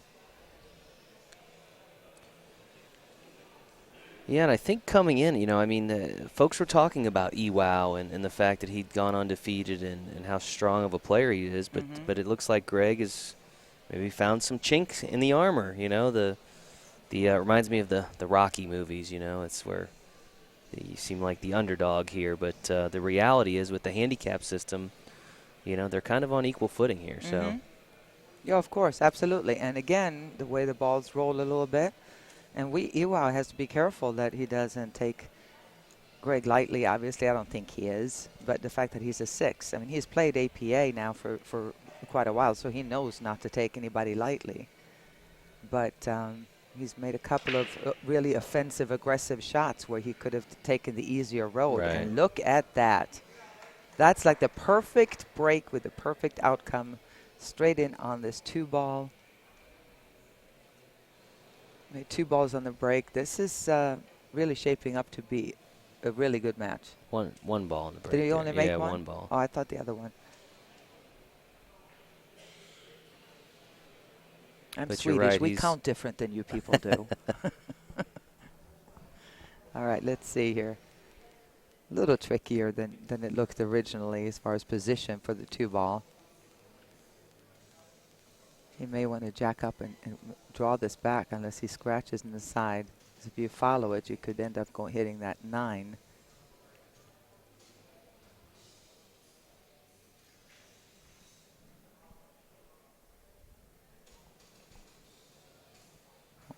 This is the key shot here. Oh, almost scratched.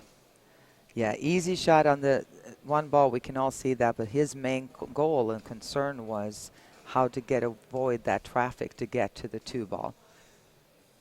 That was not because of the angle he had. It originally looked like it was a kind of a automatic run out, but it absolutely was not because of the angle he had on the 1.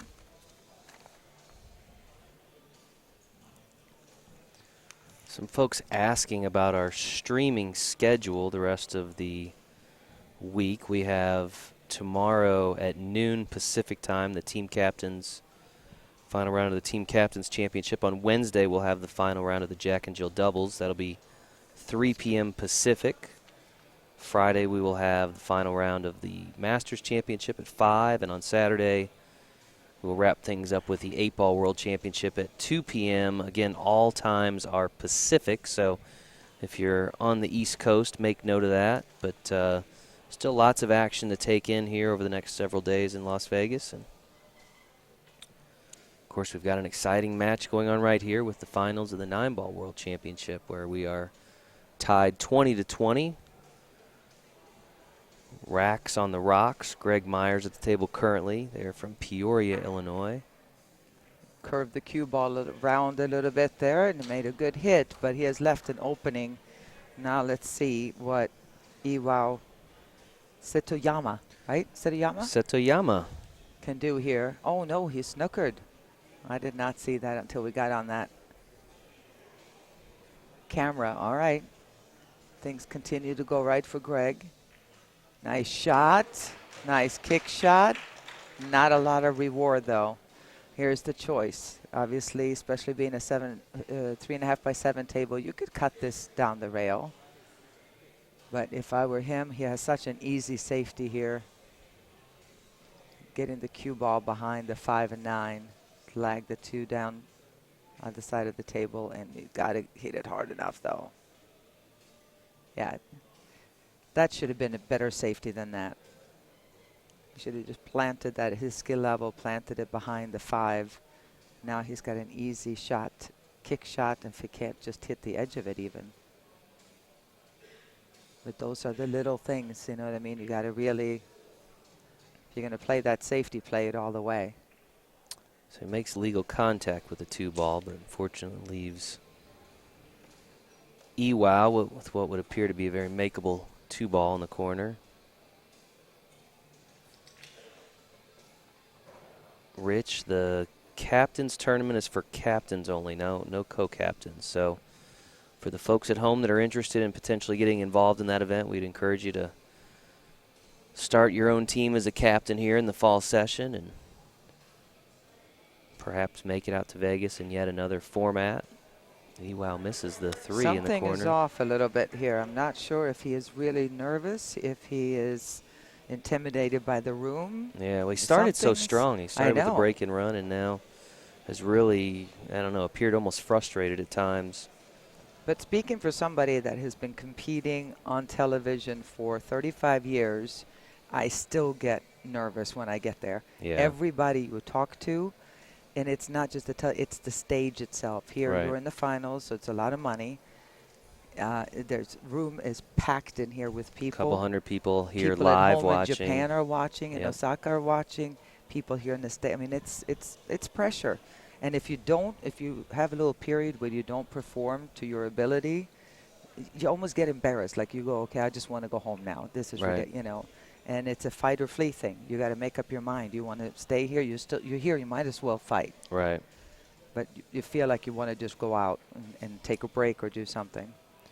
Timeout here by the team of Racks on the Rocks, which is a good time to mention that we have our fall session, APA Fall Leagues, forming now. Several opportunities to make it here to Las Vegas, and you can get involved with all of that by going to our website, poolplayers.com. Becoming a member, you can hit the join button and become a member today, and we'll get you teamed up with your local league operator to get you on a team and get you playing for the fall. What a better time to start, and then maybe by next summer, find yourself out here in Vegas. That's right. Of course, not just one opportunity, but 2 opportunities to get to Vegas with our singles program, and of course, lots of content and information. If you want to sign up for our free newsletter, you can go to poolplayers.com/billiards-newsletter. You can get the latest APA news delivered right to your inbox. Send that out every couple of weeks with all kinds of different stuff, some instruction, and of course the latest happenings. And that's free, so go check that out.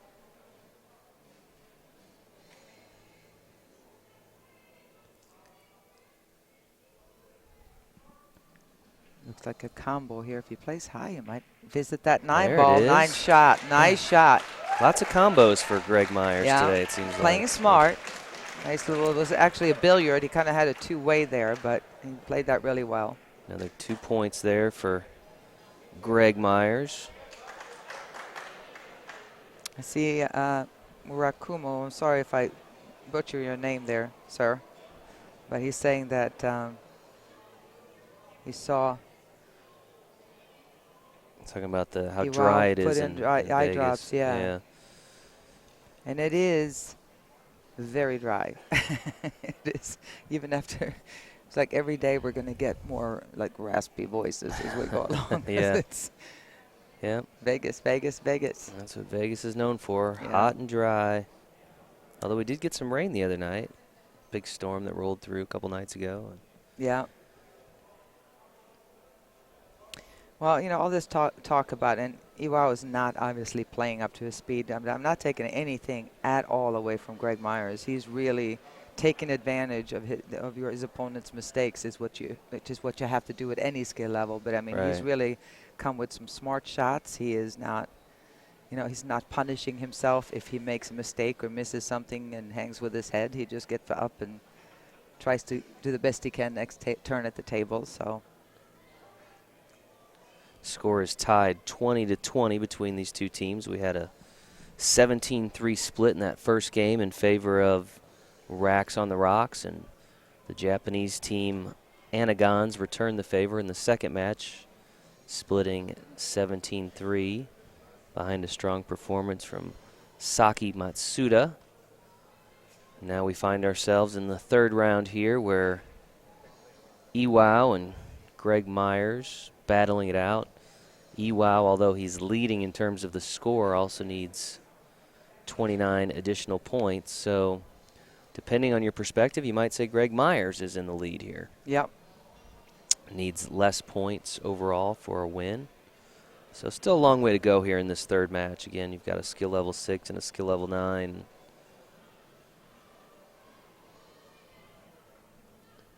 Greg Myers with the break.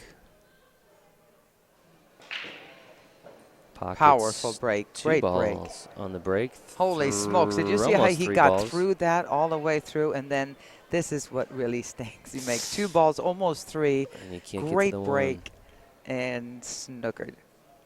But that's part of the game. Boy, and that 8 ball just hanging on there. Yeah, that's a good point, Chip. The score was at one time in this match, Iwao was up 10-0 very quickly after a break and run. And Greg's really battled back. You know, I would say at this point, Ava, I mean, tell me if you disagree, but I think it seems like Greg has the momentum, in my opinion, at this point. No question. This could slow him down, though, depending on what happens after this hit. Made a good shot. He's left another long one that Iwao has struggled with a little bit. And this is the difficult part here. See, here's when he needs to just cinch this ball. It's a pretty easy combination. 3 ball, bank it into the 8. Hold the cue ball there in case the 3 goes into. Don't try to get cute here. In the past, what he's done is he's tried to force something to happen. Really hit it, force follow or draw. He needs to make this ball and then deal with the 3 ball later.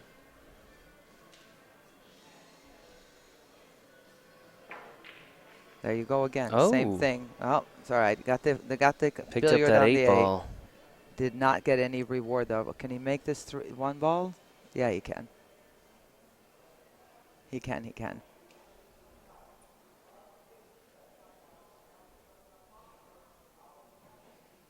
Does make the 1 in the corner.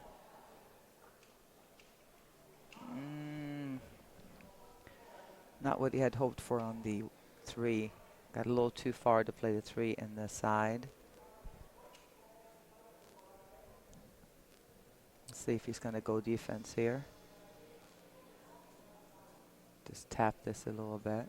Just make sure you don't go into the... Oh, he's going to make it. He's going to make it in the side. Nice shot. Good shot, but had to let the cue ball fly a little bit. Uh-oh. Boy, it feels like it's uphill for Iwao no matter what he does. It's little things.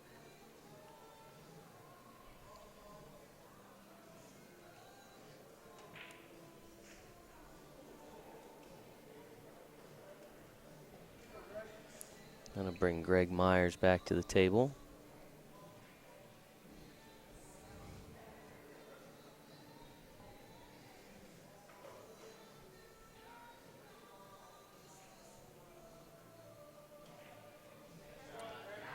Nice shot. Look out. Look out.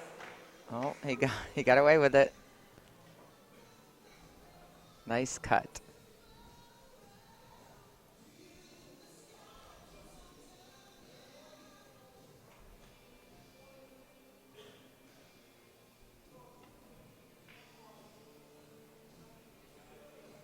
Now see, things keep going. Things keep going Greg's way. It's amazing. And this is where Iwao has to not get frustrated. It's still a long way to go in this match. And somebody of his quality, he knows that he can string racks together. Ooh, and wow. that might be big. And you see, I love how these two teams are applauding for each other. They're giving each other props where it's due. I love how so many people find lifelong friends out here, just being classy and having fun with the other team. And talk about lifelong friends. Did you see the wedding last night at the pool party? Did you see it? I did not yeah, see there the was wedding. there was wasn't there. literally I a wedding at the pool know. party.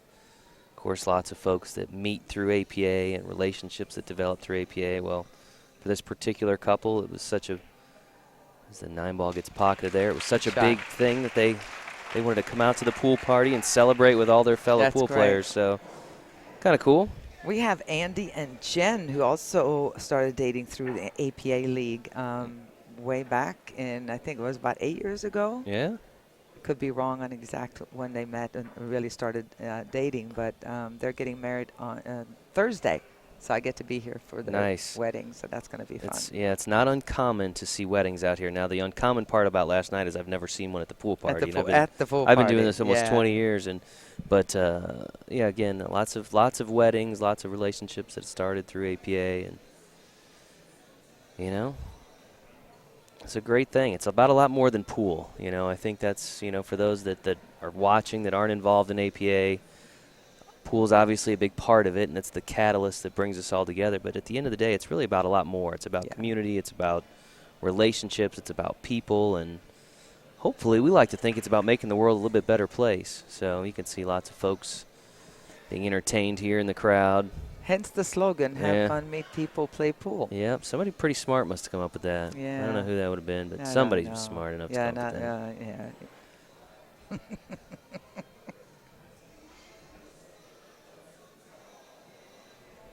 All right, here we go.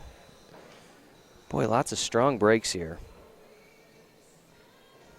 And look at that payout for that break. He's straight in on the 1.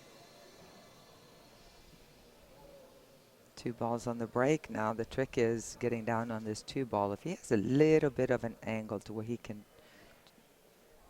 cheat the scratch in the side and come back. He's looking to go 2 rails here. Or is he going to draw it? Oh, wow. Wow. Big mistake. Big mistake. That could be from, the chalk doesn't hold as well when it's really dry like it is here, but most cases when you miscue, you just miscue. It's a lack of the proper stroke, if you will. The vast majority. There can be dirt on the ball, there can be this, that, but usually that's what it comes from. It's just, he just does not look comfortable.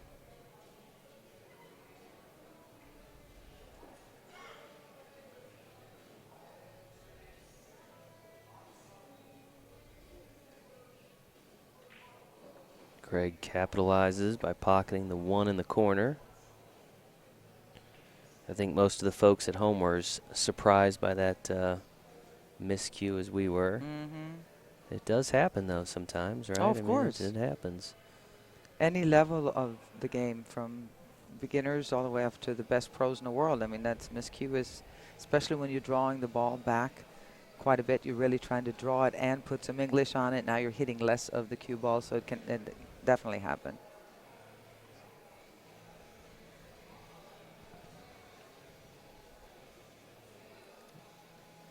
See, Greg's been coming with some pretty amazing combo shots, but that one was that one got him. All right, if you look at the body language of Iwao, he's not looking like, this is mine, I'm going to get it. It's more, oh my God, do I have to shoot this shot? You can just tell he's not real comfortable. You might get a little lucky there. Yeah, that's the There you go. two-way. Always bank them short and give it a chance to go in the other pocket.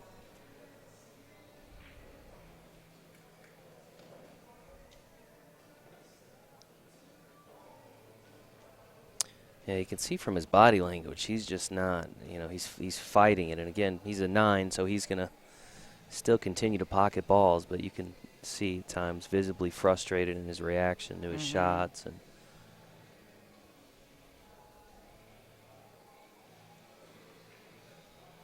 that's a good shot. nice shot there, though. 5 in the corner.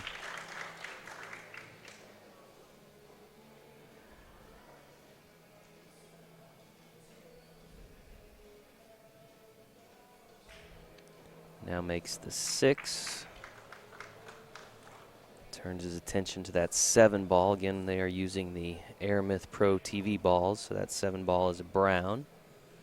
No problem with that.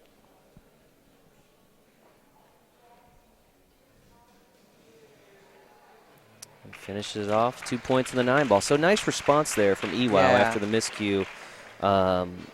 Greg picked up that first point there, but otherwise. No, he had nice a little job. bit more of a rhythm there as he built up, as he went along in that rack. And it's like I said, obviously he's got the game, but nobody's a machine, especially this is still amateur pool. And as good of a player as he is, as most of our 9s are, these guys are not pros. Right. And there's so much more that goes to it if you're going to perform than just, do you know how to break, draw your ball and shoot a great bank shot. I mean, there's so much more to it when it comes down to it as far as being consistent.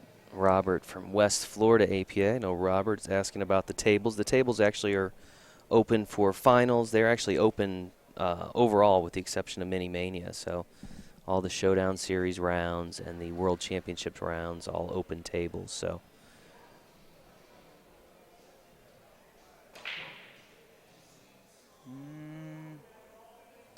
those were a little bit off, but he managed to make a ball, so shot on the 1 ball.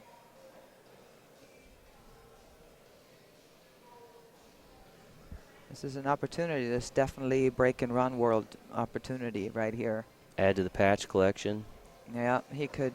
The main concern I see is 5 to the 6, because the 5 is in front of the 6 there. There's not a lot of space. That's going to be probably the key shot, unless he makes an uncharacteristic miss here for a 9.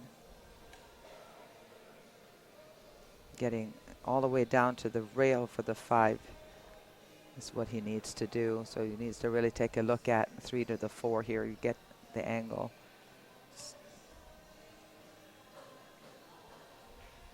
Anything but straight. Anything but straight. I don't know. He's got an angle, but is it enough? Kind of have to do a forced draw here, it looks like.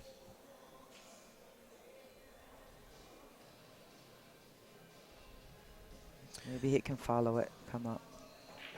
Yeah. So I'm kind of curious for the viewers at home. Who are you rooting for here? Are you rooting for the team from Peoria, Racks on the Rocks? Or are you rooting for the team came all the way from Japan, the team of Anigons? Yeah, well, no, I want to know who the viewers are rooting for. Oh. Are you rooting for Team USA? Or are you rooting for Team Japan here?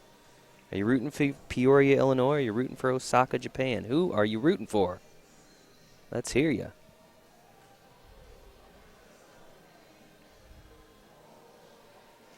Oh, you got There's your one first vote response for Japan. there. There might have been 2 responses, but you don't know what Saya said before that. So. Yeah. Well, I mean, it's, if you're American, how can you not root for Team America? But at the same time, how cool for these guys that came so far. They're super classy team. Yeah. And Sportsmanship award winners in the 9-ball division. Yeah, actually, so I mean, it would be fun to have our first outside of the United States or Canada winning the World Championship. And we have had teams from Canada win the championships here, so, but not yet one from Japan, so we'll see. But I get it too. You got some folks rooting for what you might call the underdog here in Greg because of the skill level differential. So tough call. Yeah. Tough call. Let's hope for a continued good match. So here. far, we've gotten exactly what we had hoped for, no doubt. See if Greg is rewarded here for his. Yeah, he's got it. Good shot in the side pocket. Not sure that, I don't know if I would not draw Saya it. said hello. This is super cool. She translated for us. Thank you, Saya. Oh, good. I do think it's pretty cool to have folks tuning in Japan, watching their friends and their family members playing here.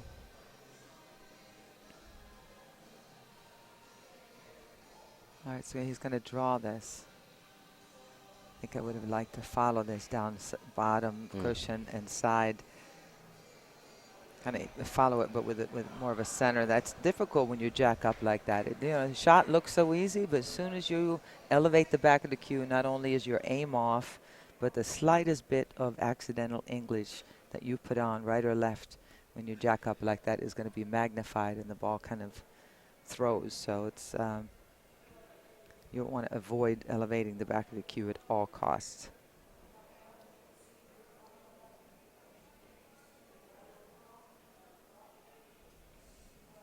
No, there is no sudden, no sudden death in finals. No sudden death in the finals. We play the finals out in all formats regardless.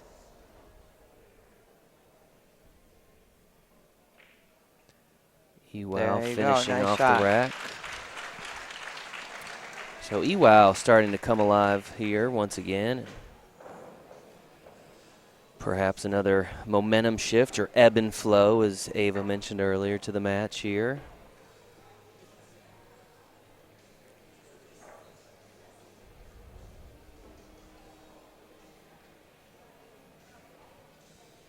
Looks like the referee's going to verify the scores. Of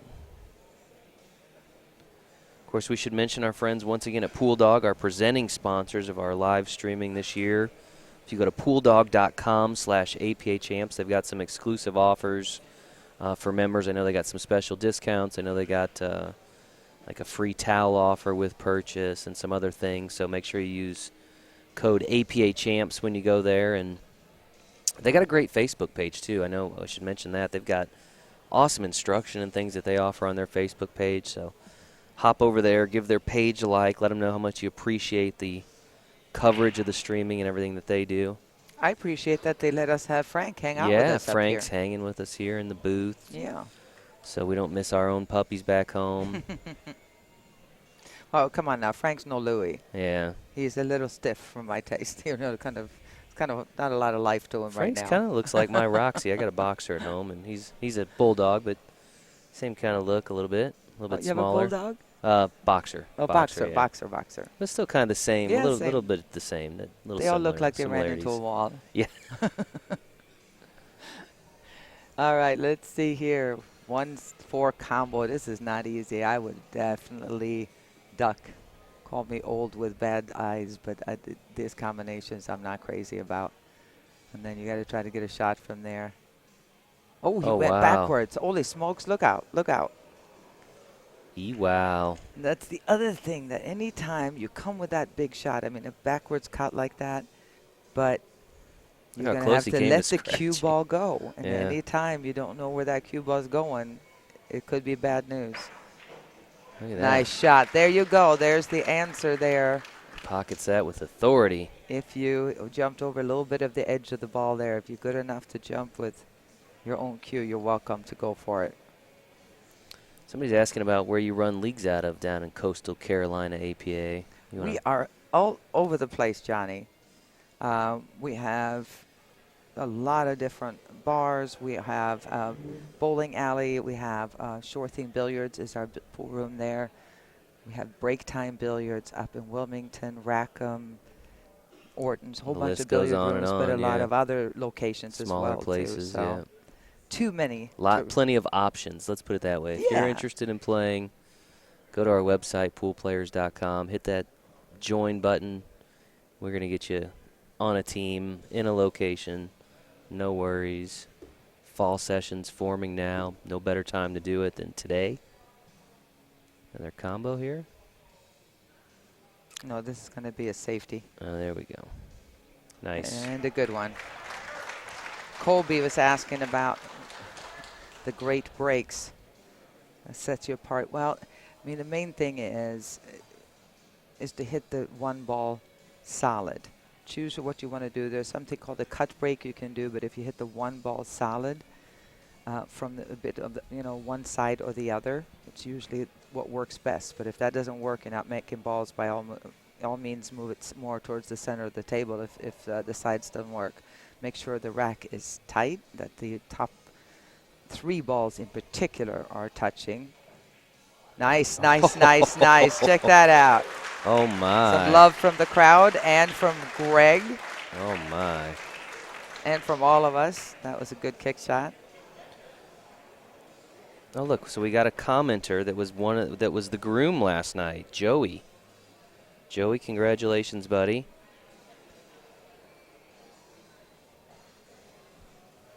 Everybody's tuning in tonight. No, there's no humidity here, Nathan. Humidity, it's actually the other way around. Humidity usually makes the cushions that go boing when the ball hits it because it's got that moisture in it that helps. But here, the cloth is faster because of the dryness here. So the balls feel like, if you're not used to it, like they just roll and roll and roll. Almost. Yeah, I think he did snooker them. You can see with the wide angle now, with these flat screens, with the wide angle, it kind of distorts it a little bit. So it's difficult to see, but I don't think he can hit it. He might be able to curve around it a little bit. Well, it looks like he's aiming for it. But does he have to bank it? Can he hit all of it? No. Not sure what he was attempting there. It was kind of a halfway between making it and banking it. And if you happen to just be joining us here, you are watching final round coverage of the APA 9-Ball World Championship, the second of 6 championship events to be decided at the APA World Championships here in Las Vegas. Of course, we are in Pool Dog Championship Arena here at the Westgate, but lots of activity going on throughout the hotel here. The 8-ball division just getting underway not too long ago with 713 teams. Of course, we still have Masters to be played, Jack and Jill doubles, Team Captain Championships still underway. That'll be decided tomorrow.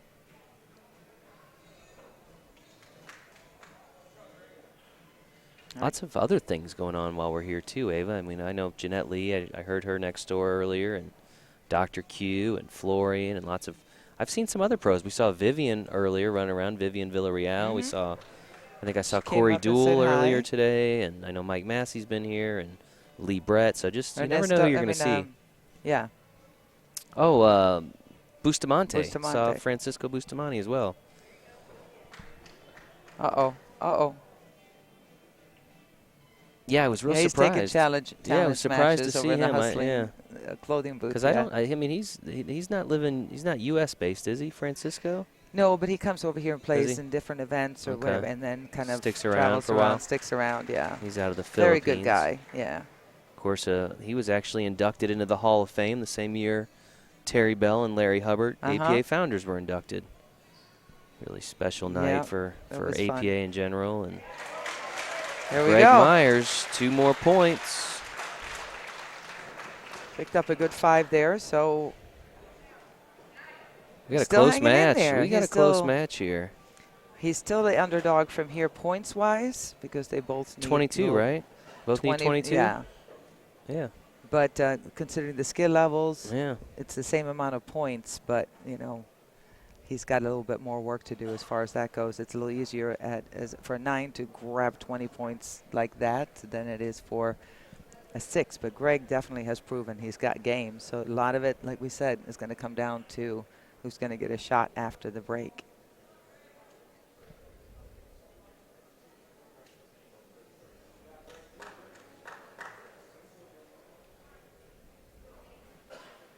Yeah, Jeanette, we have some humidity in Myrtle Beach, too. We can kind of, you know, have a humidity battle down there. Yeah. She was saying that she had. Believe it or not, we got terrible humidity in St. Louis as well, I guess, from all the rivers and stuff there. But yeah, it's We get all the seasons in St. Louis. Somebody said Ronnie is here too. Ronnie Alcano and Really? Kim Newsom. Yeah. Wow. I hadn't seen Ronnie. Well, Or there's some. Kim. I mean, it's hard to, if you're not looking for somebody or you don't know where to meet somebody here, it's hard to navigate through the halls. I mean, Yeah. I'll walk past people and see them later on. They'll say, "Well, why didn't you say hi earlier?" And I'm thinking, "Are you kidding? There's thousands There's of people. I can't. everywhere all the it's time. hard to see anybody here. So you got to kind of know where somebody is to look for them." My favorite pro tournament, Rich, is the last one I won. Let's leave it at that. Good No. enough. Good enough. I do love the Masters that we've had now for quite a while up in Michigan. I really have fun up there, except for the weather. But it's kind of fun for us in the South to see mega snow once a year. Yeah. Oof. But well, we don't have to see it like you do. Yeah. But we used to have some great tournaments in New York, in San Diego, in L.A. The tournament at Amsterdam and New York was great. It all depends. What would you say is your most the US significant win ever, though? I mean, what's your I don't, the one you cherish the most? Obviously, how can you not cherish World Championships? I mean, those are, or national, your U.S. Open. But I think for me personally, 9-ball on the break, there you extra go. 2 points. For me, you have your personal wins, and I think 2012, I said to myself, I wanted to win another major before I quit. Mm-hmm. And I set out to do it, and I won it 2012 and beat Allison in the finals. And I think for me personally, that was big, my favorite one. Yeah.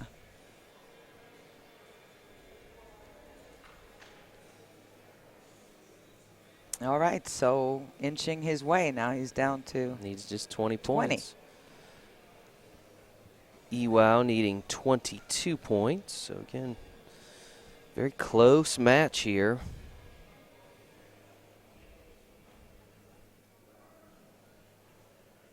Ewau looking over the rack. I was going to ask Greg if he's okay with it. Appears that he is.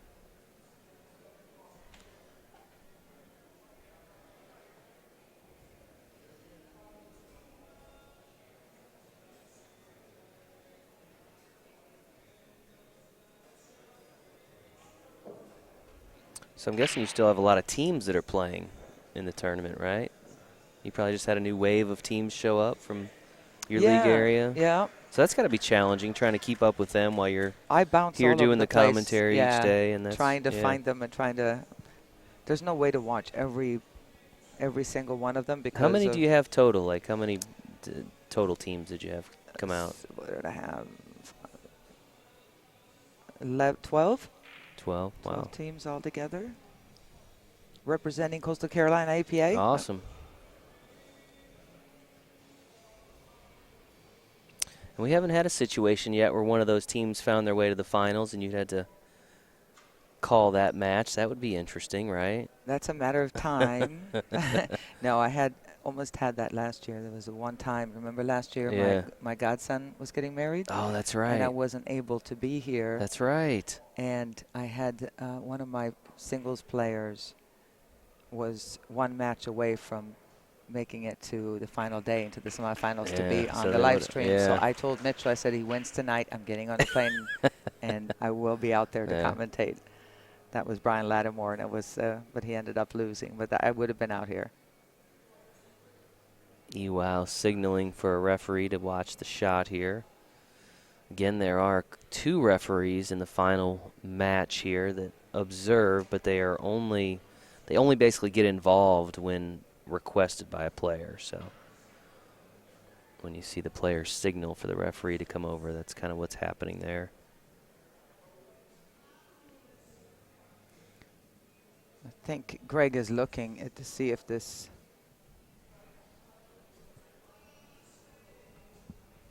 If he can go 2 rails here he's trying to measure out. Whoops. I accidentally moved the 2 ball, which is not an issue. I put it back where it was. It's cue ball foul only. That's what we play in the pros too, and it's, there's no way to see because if you're playing all ball fouls, that means if the strand of your hair touches a ball, it's supposed to be a foul. So playing cue ball foul only takes a lot of that hassle out.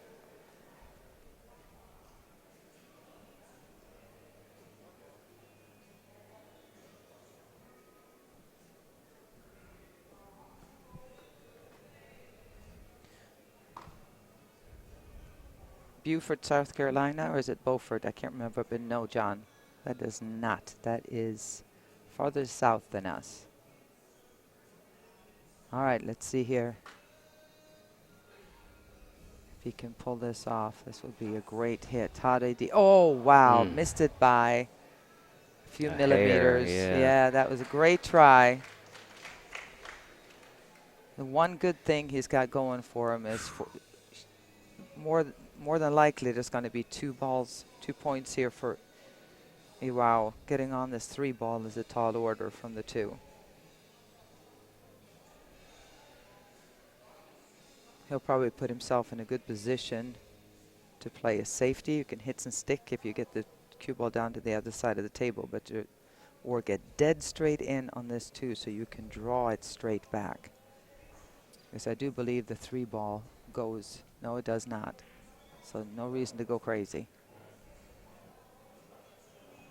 Yeah, the overall score here is they're tied. These two teams are tied, 20-20.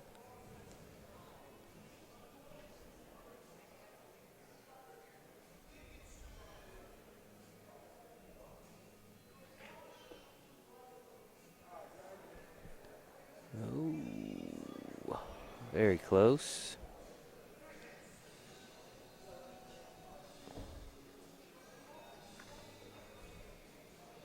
Greg now needing just 19 points.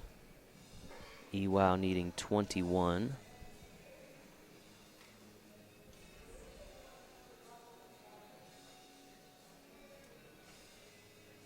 Oh. Oh, and he broke up. The only problem on the table, that's the worst thing that could happen. Now he just, by that one miss, he broke up the only issue that Iwao had. So with ball in hand, he's definitely going to be a threat to run this rack.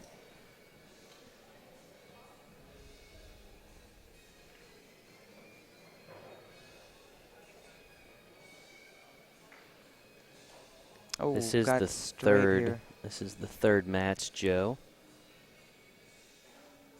You can see up to 5 matches in the 9-ball format.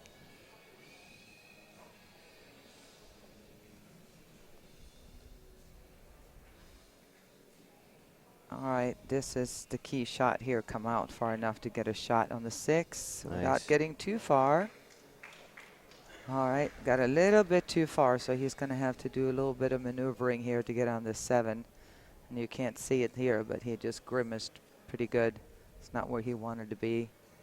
Just hit real thin. Nice, and killed the ball really well there. Just see how it slowed down just enough for the 7. Good shot. Yeah, I've noticed when he grimaces, he usually comes out with something pretty amazing. So I've learned not to judge his next shot on his grimaces. Well, the good thing, a lot of people are very animated like that, and I think they do it so that you then go, wow, he's got, if you make it. It's like, oh, man.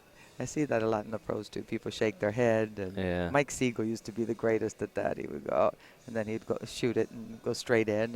And the crowd will go crazy because, oh, my God, it must have been really hard because he shook his head a lot, Showmanship is what they call that. Vivian does that a little bit, too. But it's fun, yeah.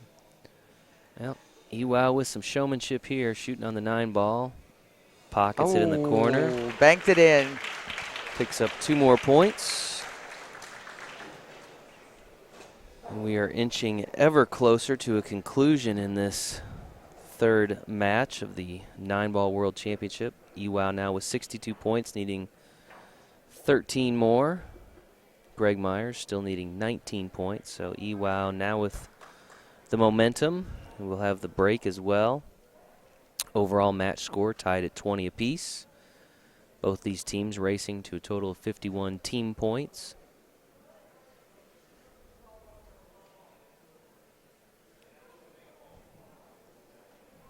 It's going to be real interesting, Ava, to see where we go after this match in terms of the players that are put up. We've we've spent the last hour watching two very highly skilled players shoot, and as I look over the rosters, I'm guessing we're going to see some of the lower skilled players, particularly from the team from Japan, because of the numbers that have been played. So it's going to be interesting to see how this shakes out.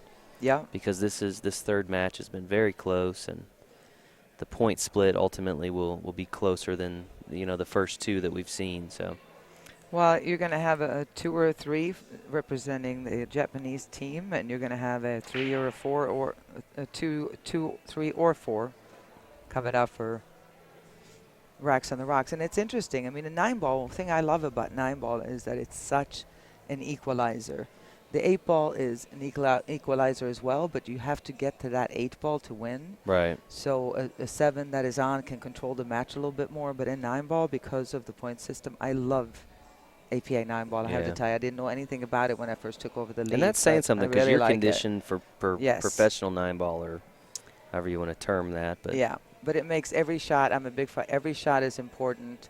Every shot, every match is important. Every rack is important because of the whole total skill level. I mean, the total points and everything else. So I really like 9-ball a lot.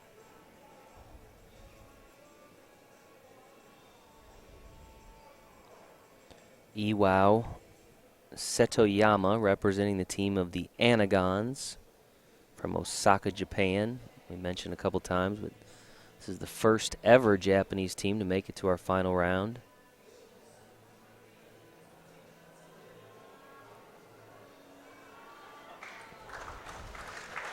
Iwao with the safety there.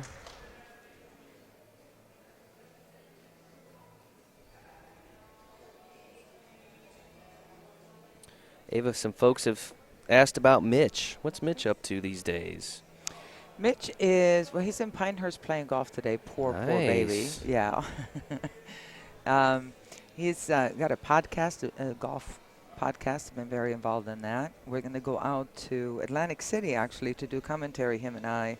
If my back feels better, I'm going to play. If not, we're just going to do the commentary in Vivian Villarreal's event. Nice. It's going to be at Hard Rock, what used to be the, what was that called? Taj Mahal. Okay. I don't know Atlantic City very well. And when is that? That is in November. November? And cool. they have just renovated it, and as they took it over, the Hard Rock Group from Florida, as you're familiar with, and they're excited. She's looking at Cancun for a possible place to play next year. It's great to have them involved in. That's the Seminole tribe down in Florida, right? Yeah. They've done a number of WPBA events over the years. Great facilities. I know they got one in Tampa, one in Fort Lauderdale. So that should be a good thing for the industry and for our sport. That's good to hear. So Mitch is more into golf, is what you're telling me, though. He's more into golf been. than pool. Yeah. Yeah. He got. You never heard that story? How he ended up doing commentary for us, billiards. He came with me to one of our events when we were still, I can't remember if we were still dating or if we had married by then. This is way back. And we were at an event, and Sherry Stout, who was her and Vicky were involved, and she was the head of TV committee. She came up to him in a panic, and she said the ESPN guy that they had assigned us couldn't make it because of weather or whatever happened. He didn't show up. And Mitchell was an actor for a long time, as you know, both in New York and L.A., and she asked Mitchell to do the commentary. He says, Sherry, I know nothing about pool. And I know nothing, I've never commentated. She goes, oh, come on, Mitch, you're an actor. Act like a commentator. So that's kind of how it started. Nice. And then he was hired, and he did the Gordon's Gin and Vodka tournaments we had and all the WPBA events for a long time. So that's been great. That's a good story. Yeah, and done some other stuff for ESPN, so other sports. So that's been fun. That's twice now. He's had two really good in this match, really good kick shots, and just barely missed them. That was really a good try.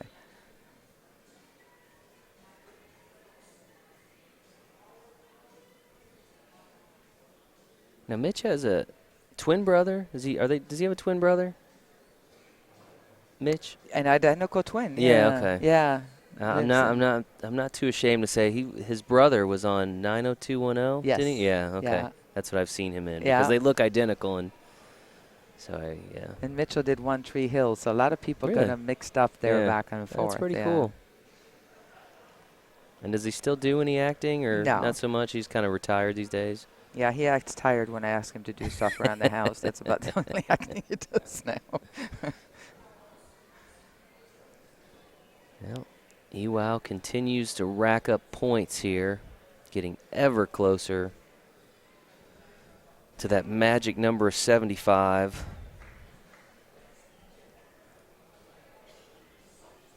Now needing just 9 points. Greg's been stuck there at needing 19 now for quite a while.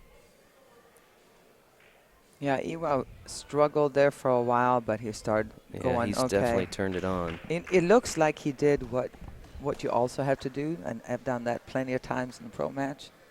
You get to the point you go, accept that you're not on like you normally are. Just accept it and play with what you've got right in the moment. Say, Right. okay, I'm not on, so... and that looks what he's doing. He's playing a simpler pattern now. He's not trying to get so cute and perfect on his position and going for crazy shots. He'll play safety if he can't and start playing Greg a little bit tighter. Right.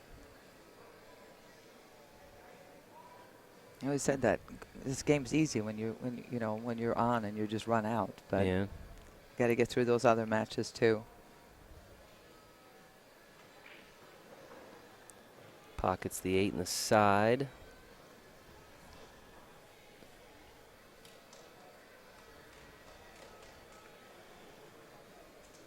Now needing just 5 points. The opportunity to pick up 2 more right here.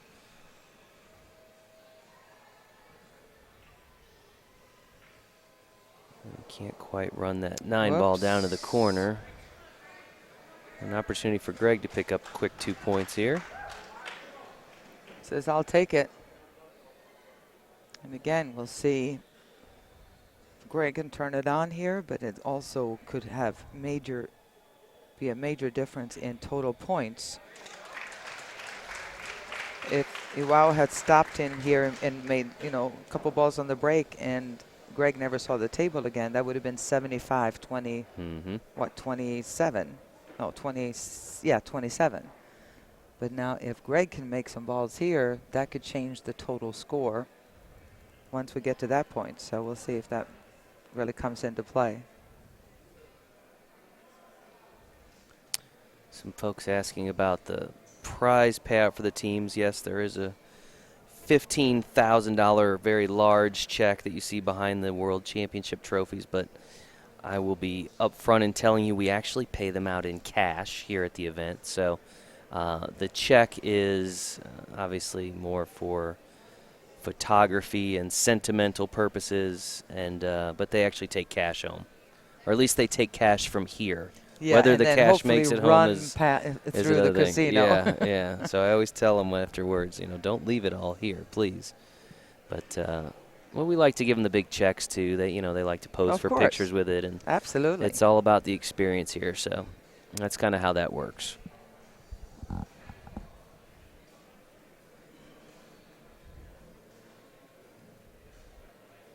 Ewau preparing the rack here.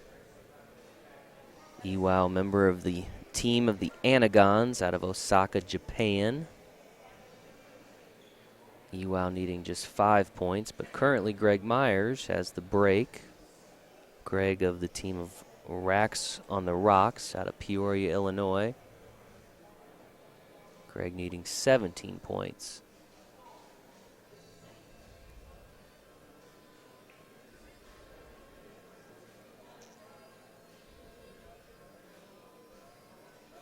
These two teams tied at 20 points each. Of course, the first team to 51 points will win the match.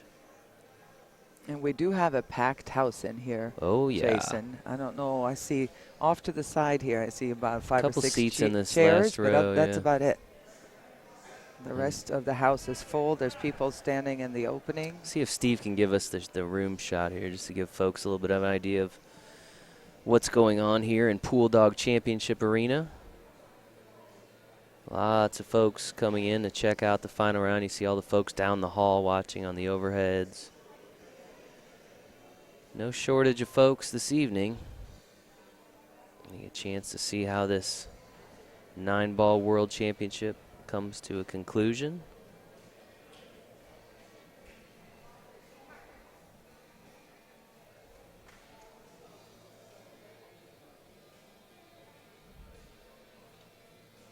Greg Myers with the break here.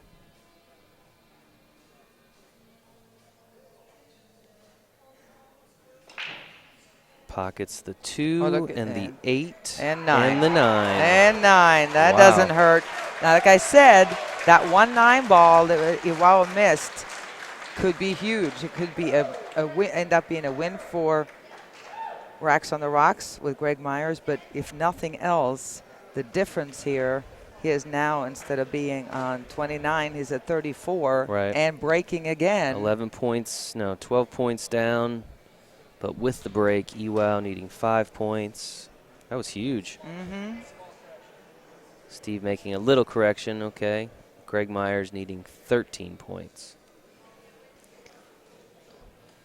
There was a lot of action on that break. Steve asked how far away from the table he thinks we are and can they hear us.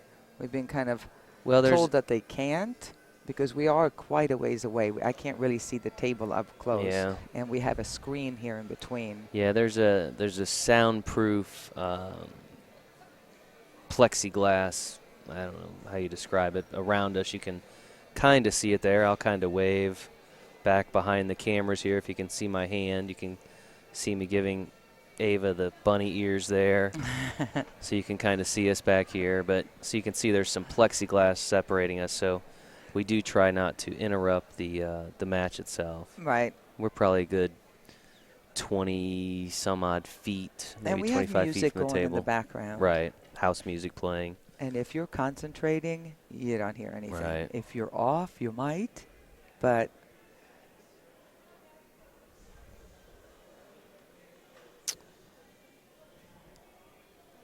question about who we are. My name is Jason Bowman. I'm the Director of Marketing for APA, and I'm joined by Ava Mattia Lawrence, one of the real legends of the game, Hall of Famer. Also APA league operator. A big break here. Oh, just avoided the scratch in the side, but did he make anything? There goes the 8. It's the 8 ball. Boy, he's got a powerful break. Got a shot on the 1 ball. And there you can see the score. This is a big 1 ball right here. This is 3 points for him right there. The 2 is by a pocket. The 3 is by a pocket. Did we expect this match to not come down to the final? Unbelievable. You know what I mean? That one missed 9 ball where it looked like it was going to be a pretty big win for Iwao and the Japanese team, Anigons. Man, now all of a sudden this is anybody's match right now unless he scratches. Don't tell me he just scratched. He did. Uh-oh. Wow. And that's big news, folks, because Iwao, just 5 points shy of a victory, now has ball in hand. And as we've seen, Ava, he's very capable of a run out. Yeah, he needs 5 balls. 5 points is going to take his time out. Make his little game plan here. You look at the 5-6. Ball in hand on the 4 ball obviously is not a problem. But what do you do with the 5-6? I would leave the combo here. The pockets are friendly. They're far enough apart where you can easily play the combo. The other option would be to bring the cue ball up to the other side of the table and play the combo. I mean, play the 5 on the side. I don't know. I would go with the combo, but we'll see how he feels here.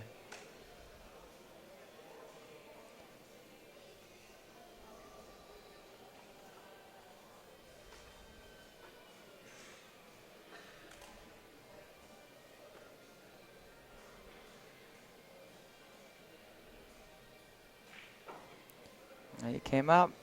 Gotta go, gotta go, gotta go. Pockets the 4 in the corner, needs just 4 points. Needs to make sure he doesn't get stuck on this 6 ball. He did not, and I think this is going to be curtains for the match, but huge swing that Greg was able to pull off after Iwao missed that 9 ball. The fact that he can get these points, he got more points for the team. We'll see when they're finished and see where they end up.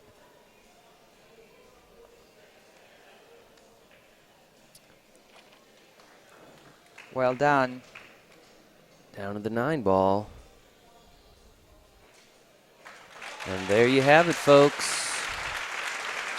That is the match. Iwao Setoyama, Osaka, Japan, takes that third match by a score of 76-36. And I believe that is a 14-6. Going to be a 14-6 split. So. And that would have been a 13-7 if he would have made that 9 ball earlier.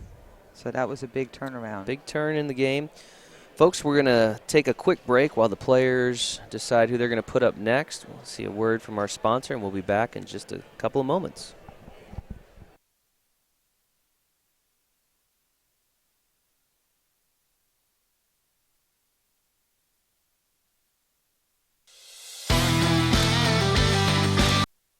Tired of the same old when you're buying billiard supplies? Come shop with the big dogs at PullDog.com. You want pool cues? We've got over 700. Balls, cases, accessories, no problem. Want help with your game? How does hundreds of free training articles sound? Want to shop offline? We'll mail you a free catalog. Hit us up online, PullDog.com, or call 866-843-3294.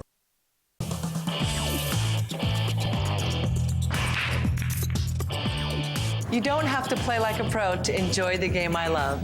If you've ever played in a friend's basement, you can compete in an APA league. In the APA, everyone can play and anyone can win. So if you're looking for a fun night out with your friends and family, join an APA pool league today. Have fun, meet people, play pool. Visit poolplayers.com today.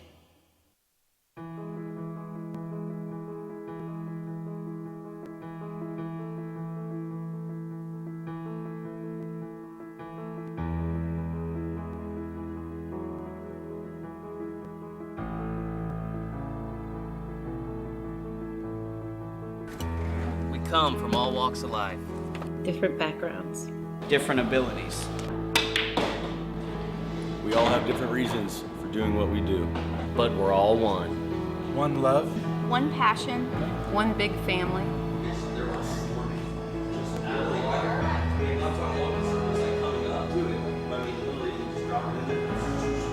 We are.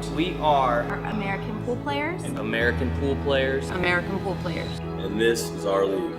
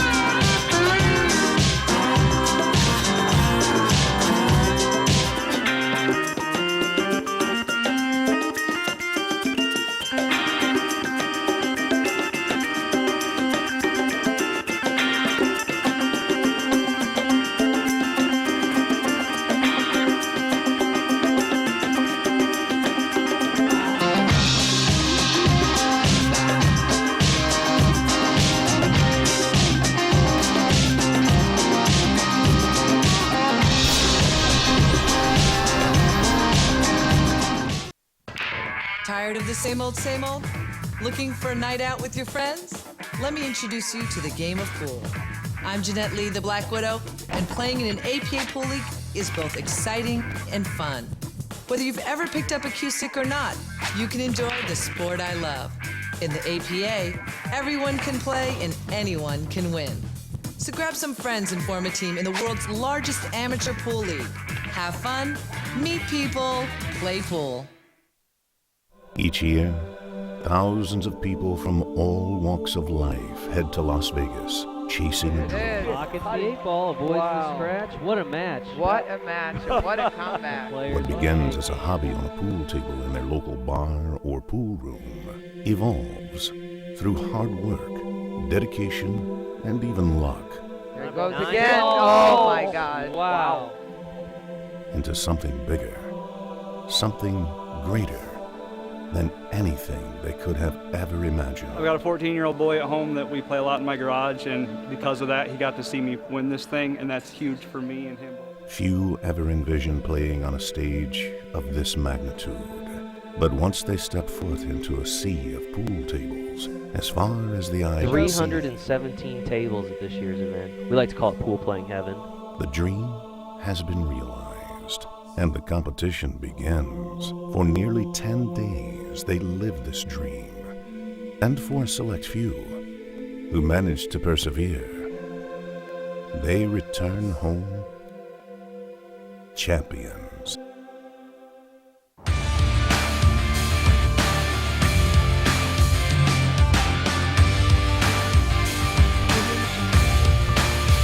Part competition, part experience of a lifetime. The APA World Pool Championships has it all and more. So take a moment to let yourself dream. You never know where it might take you.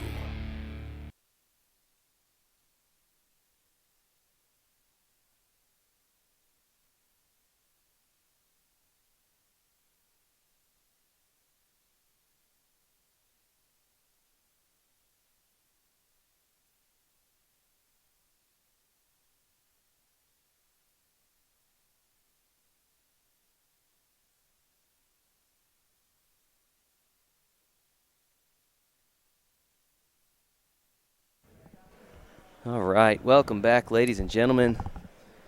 After a quick break, whew, it's crowded out there, isn't it? There's a lot of people that get through there. Ava doesn't have her breath at the moment. That's a crowd out there, folks. Nature called, and we had to take a little break, but we are back in action. Fourth match here at the APA 9-Ball World Championship.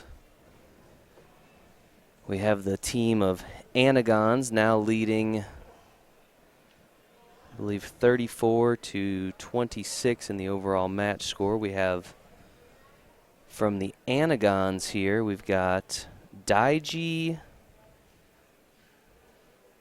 Miyashita. Do my best pronunciation there. This is Daiji at the table. And we have Dawn McCullough of Racks on the Rocks. So Racks on the Rocks putting their trust in Dawn here to get them to the fifth match.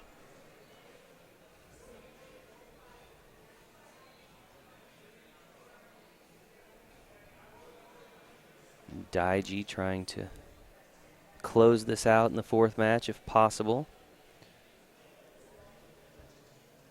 Boy, it's quite a few people out in the hallways here now. Good safety there. I had to do is tap it. Had a couple of blockers helping him out, and Dawn's got an uphill battle making this kick shot. She said, "The heck with it. You figure it out." She gives ball in hand to Daiji. Answer to Jeffrey. The dude is indeed a 2. You have to be a 3 and 8 ball, a 9 and 9 ball.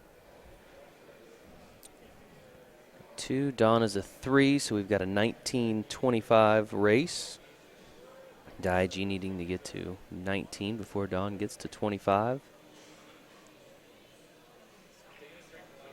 That's a good shot, making his ball. Now 1-5 combination there. Yeah, no position afterwards though, but he got his 1 point, and as a skill level 2, it doesn't take many, and all of a sudden you're there.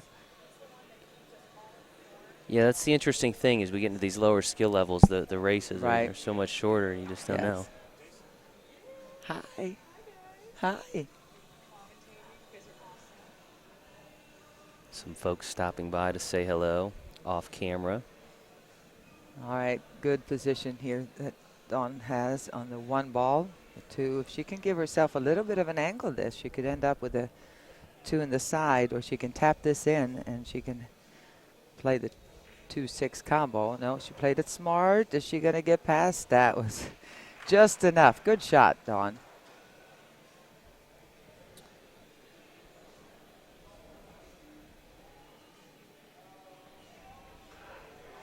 Oh, that worked. And she's going to make this 3. The cue ball's going to run into the 6 no matter what.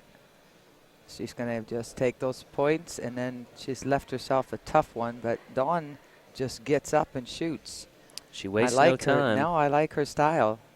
This ball's going to either go in or it's not. Thinking about it too long is not going to change anything. Right.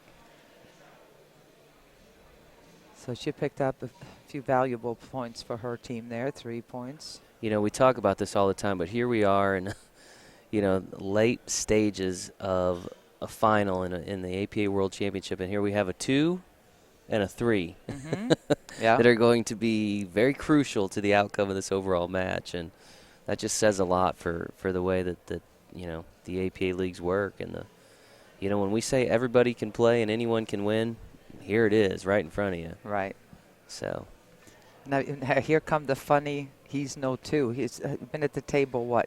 He's made 1 ball and he's no 2. So is he a 1 then, or is he a 3? I can't figure it out. He's made 1 ball. Based on the 1 point he picked up, yeah. It's just very observant you are. Yeah. Anyway, so see if Dawn's going to just roll this in. She had natural position there. All she had to do was make the 5. She got on this 6. Going to roll this 6 ball in and deal with the 7 later. It's tough for me to tell, but I think a 7 is past the point where you can cut it in. You would almost have to miss it and whiff it to make it go, but I don't think so. So they're going to take a timeout. Yeah, that's a good time for a timeout. I was kind of looking ahead to the point break. Looks like if Daiji wins and Dawn doesn't get more than 16 points, that would conclude the match. So somewhere around there, because Anigons needing only, I'm sorry, that's not correct. They need 17, so they need a 17-3 split. So Dawn would need to get to at least 10 points or win the match to get to the 5th. Let's see what they decided here. There is a bank cross-side. Oh, look at that. Oh, shit. She'll take it. She'll take it.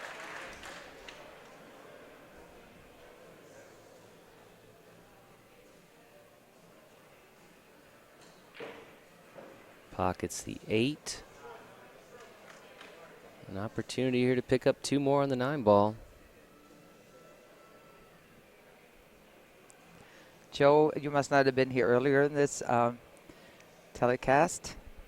Tapping a ball to the rail is not something you need to have a lot of skill for, just education by a coach on your team that actually says, hey, if you get faced with this situation, barely tap the ball. Right. And so it's not any 2 or 3 can be taught, or a 1 can be taught to think, just not necessarily to execute. But if it's all it is you're just rolling a ball to a rail, I find it kind of funny that nobody thinks that a 1 or a 2 or a 3 can do that. If they have a good coach on the team, they should be able to. Nice shot there. Good shot. All right. Daiji picks up 2 points there. This is going according to plan for both. They've done what they had to do. 7, Dawn is a 3, Daiji is a 2, and it's 7-3 at this point.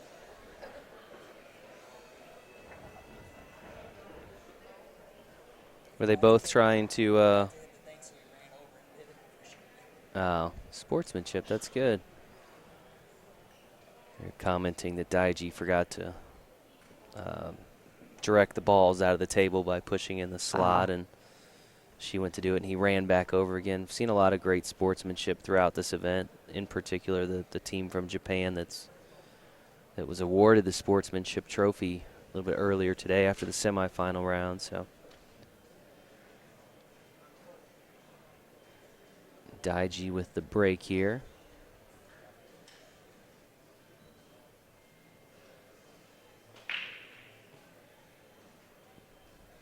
All right, he did get a lot of action there, but nothing went in. Makeable shot for Dawn. And if she just aimed this with a little bit of center ball, she can come over for the 2. There you go, nice. Long shot. Dawn's not considering what's going to happen after she makes this 2. She just wants her point.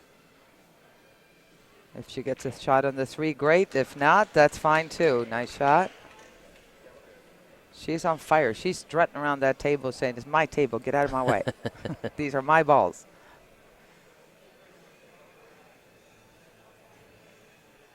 Pockets the 3 in the side. That was an automatic position down to the 4. 5 is out by the front of a pocket. All she has to do is make this ball. Oh, that was well, again. You know, you never should say all you have to do. That's kind of the wrong thing. If you make the 4, she would have had natural position on the 5. How's that?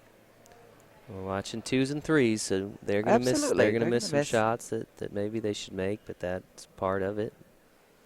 You know, it's interesting. I mean, I remember commentating on Shane Van Boening, arguably the best player in the world right now, definitely one of them, and had a straight-in 8-ball into the side pocket to win, to go to the finals for the $25,000 take-all billiard international event in Atlantic City. And we played an ESPN tournament, and he had that in the 9 left and missed a straight-in. It was literally happens. Yeah.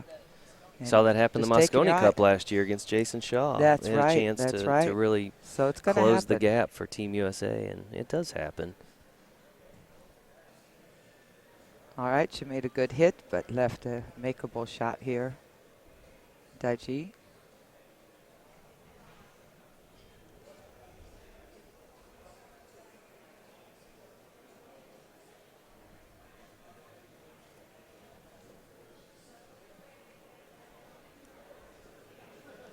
Daiji now with a timeout.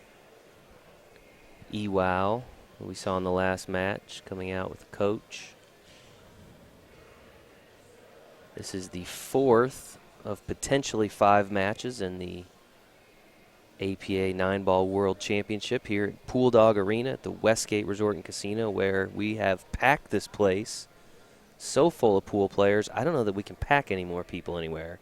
No. I mean, trying to get out through the hallway there a few minutes ago, holy cow. That was a challenge. It was almost like a workout. Crazy how many folks are here. Of course, the big 8-ball World Championship just kicking off about an hour ago, hour and a half ago, down in the main tournament room. Several other events still ongoing. A couple events still yet to begin, so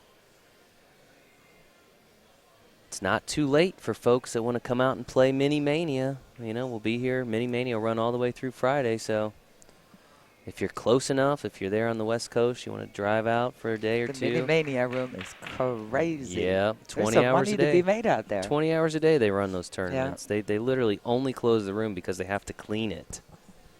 Otherwise, and that's under protest. Yeah. People are not happy about that.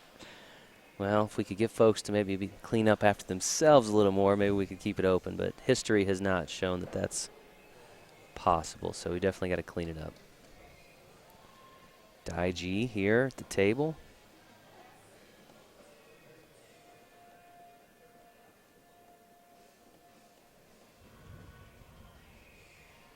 And for the folks at home that are watching, wondering how these players won trips out here and qualified to play in these events, it all starts at the local level, getting involved in your local APA league, which you can do right now, today, by going to poolplayers.com and joining the league, becoming a member, put you in touch with your league operator in your area. They'll get you on a team, or you can put together your own team. And now's a great time to do it because the fall sessions are just getting ready to kick off. So if you're not involved, get involved.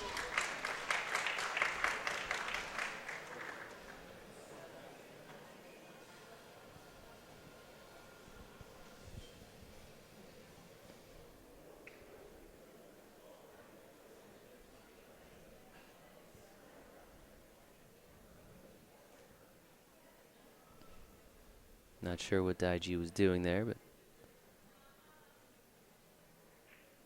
He got a little help there from the 8. The cue ball was about to get in trouble and ran right into the 8 and ended up almost straight in.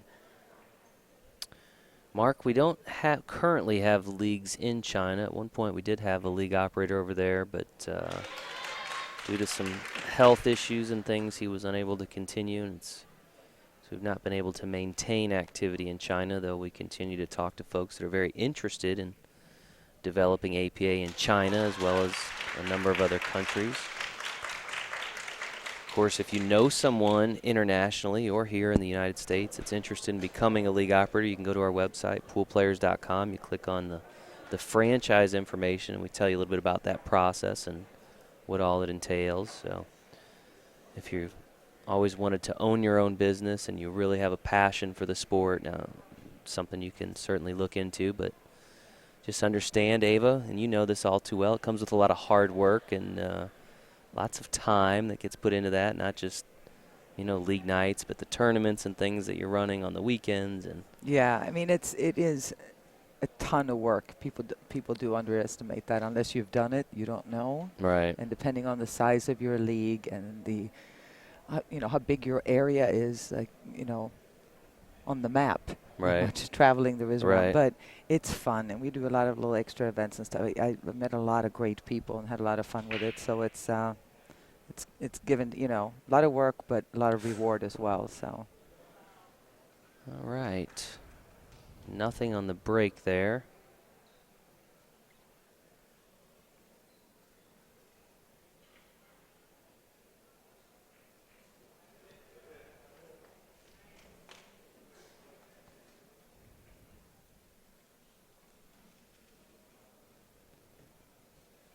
Okay, we're going to see it. It's a pretty easy kick shot on this one ball. He cannot hit it straight on, so he's going to have to go to the cushion and just kind of hit halfway between.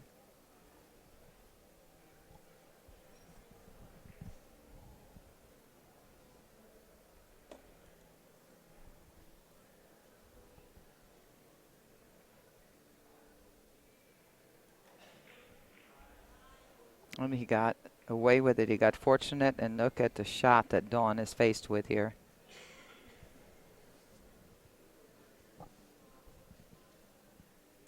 But the only thing she can do is go all the way down to the end of the table and back. A little bit luck on her side. She hits this one. It could go in the side or in the corner there. Nice. Oh, she almost made it. Good try. It was a very hittable. It was good hit, fairly though. easy to hit it, but she hit it really well. You can see there, almost waiting in the side pocket.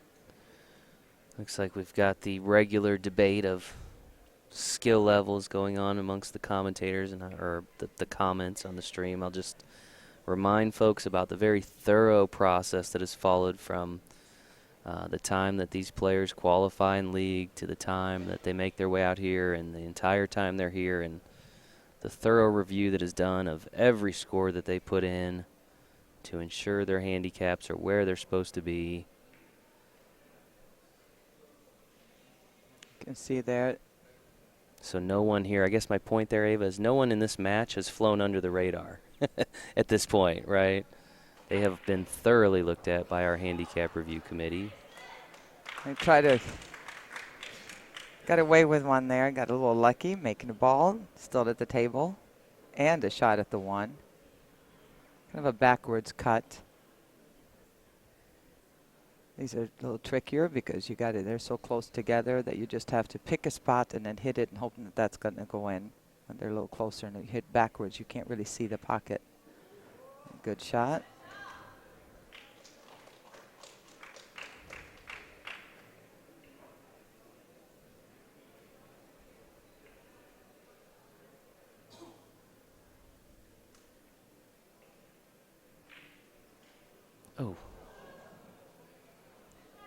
Oh, he keeps getting some lucky rolls here.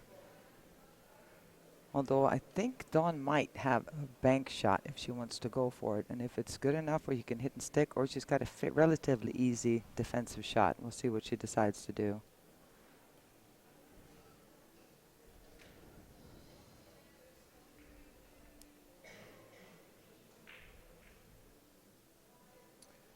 All right, not a bad outcome there. Good job.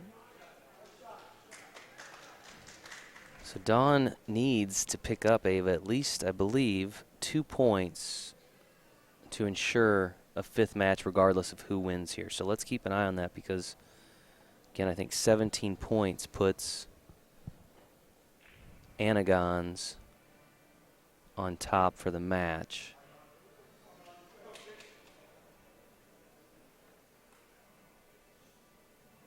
And Daiji needing only 7 points total, so there's Nice one. shot. Had just the slightest bit of angle, which she didn't have to worry about the scratch. She was able to just hit through it. This one is a little bit more of a tester. Oh, she Scratches. scratched.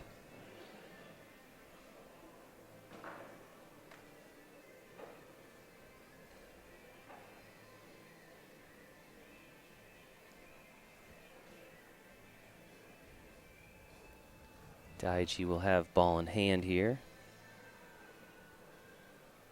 Again, needing just 7 points to secure this 4th match. And if he were to do it before Dawn picks up another point, I believe, and again, math is not my strongest suit, but I believe that would wrap up the overall match. So. Wait, say that again? Come on, I'm in marketing. There's a reason. Ah. Marketing folks the other are stuff not didn't math work folks. out, you mean? Yeah.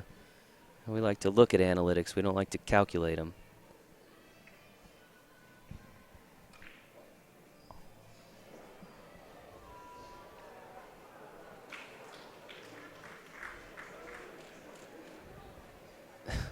Boy, regardless of the outcome, Daiji looks like he's having a great time out there. I mean, he is just smiling and laughing and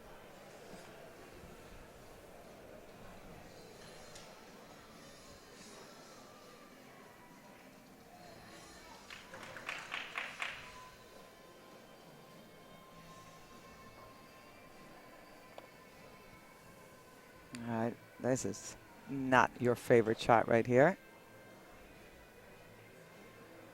Tried to come up with a Houdini shot there. Dawn will have ball in hand here.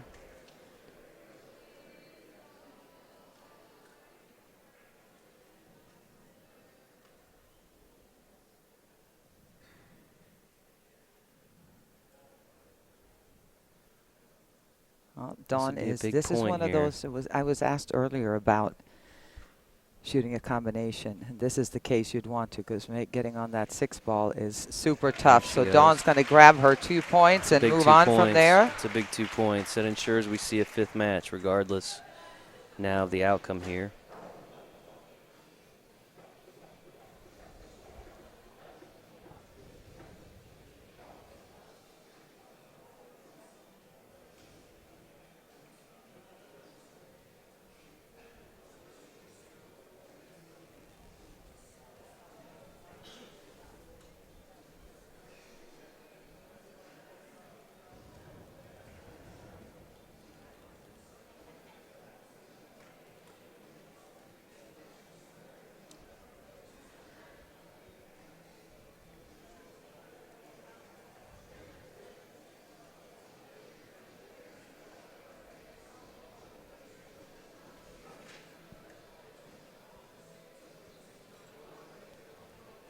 Dawn McCullough.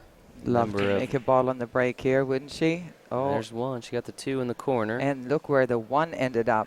Christmas for Dawn to at least get 3 points here. 1 on the break. The 1 is right there in the side. The 3 is nearby. 3 to the 4. Making. Oh. Although she ended up getting the perfect angle.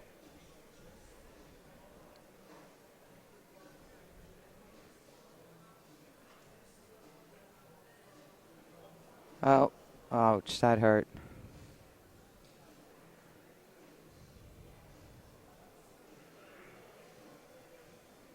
All right, we're going to see here. All you got to do here is make sure that you hit a thin hit on this 3 ball, and you can send the cue ball up to the other side of the table. It's a very fast table. Hit it a little too thick. That's a common mistake that a lower skill level player will make. And the ball that's hanging in the pocket is hitting it too thick, and that kind of with high, and it just keeps the cue ball right there. No matter, you could hit that a million miles an hour and it would still stay down on that side of the table. I have a feeling he's going to go for the break and bank shot, and luck is on his side. Look at that. Wow. And he'll take it. Little luck never hurts. And it looks like he might have to just roll this in. You can see if it's not straight in, it's close to it. So this is where if you have nerves, these get tricky when you got to slow roll a long straight in one. But oh, he made it, but that's awfully dark. He just made sure to make that no cue ball control there to get up for the 6. A little harder, and he would come up a little softer. He would have stayed there. Instead, he's going to have to kick. I think have they used their timeout in this? I Not don't sure think in so. this rack. I think that's what he's checking on now. Yeah. Say, I know I put myself here, but I need a little help to get out.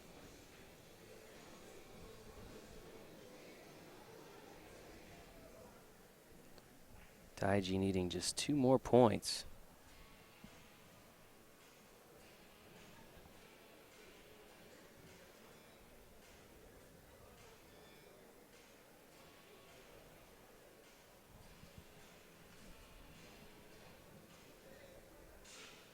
Wow, team captain, trying to line Daiji up here.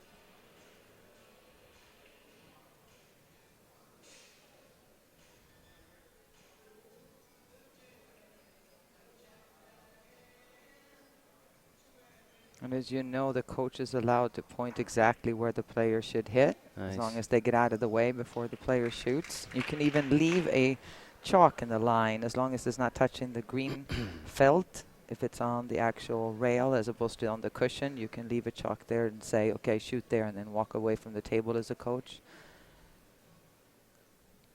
Another timeout here. This is kind of a sensitive time. Diagene only needs 2 balls. Right. Dawn needs 10.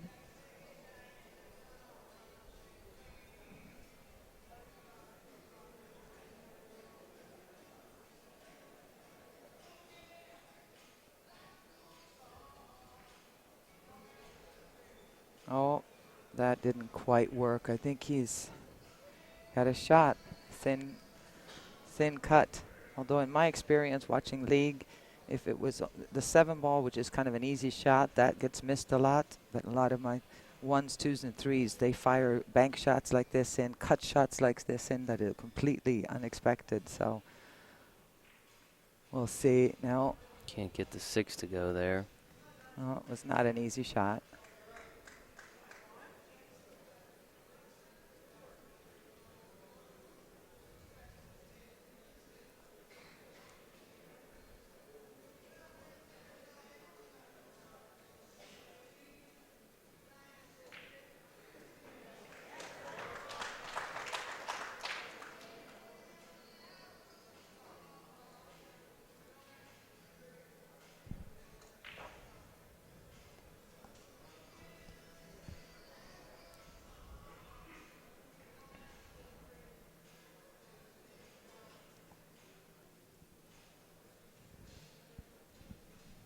Okay, 2 balls away here for Daiji. Nice. Very makeable 7, even though it's a long one, so it's never easy. And position on the 8 would be tricky. So I would just, if I was Daiji, I would just make sure to make this 7 and see what happens on the 8. And it just rolled in, and he's got this. It's still going to go to a 5th match.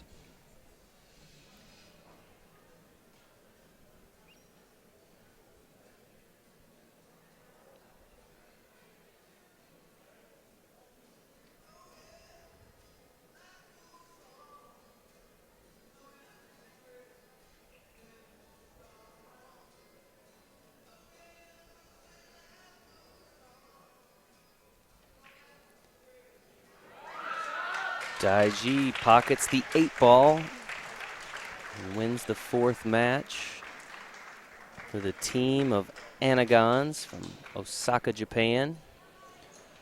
We'll do a quick tally of the points here and see where we're at. I believe that was a 15-5 split.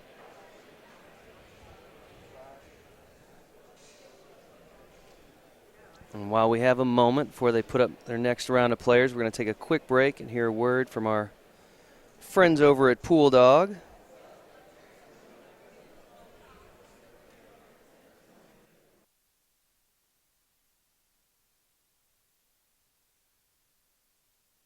Tired of the same old when you're buying billiard supplies? Come shop with the big dogs at PullDog.com. You want pool cues? We've got over 700. Balls, cases, accessories, no problem. Want help with your game? How does hundreds of free training articles sound? Want to shop offline? We'll mail you a free catalog. Hit us up online, PullDog.com, or call 866-843-3294.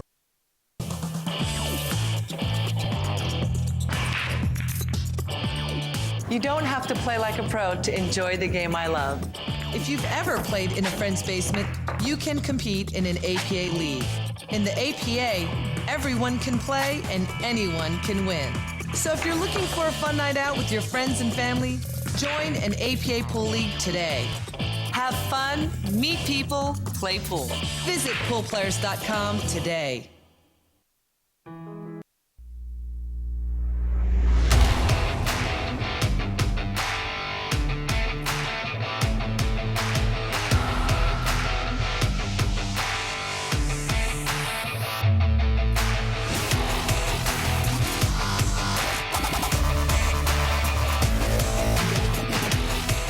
The legendary striking Viking, Ava Matai-Lawrence. You see how I'm going with a different introduction each round for you? My comedic sidekick here. And I'm joined by my good friend, the striking Viking.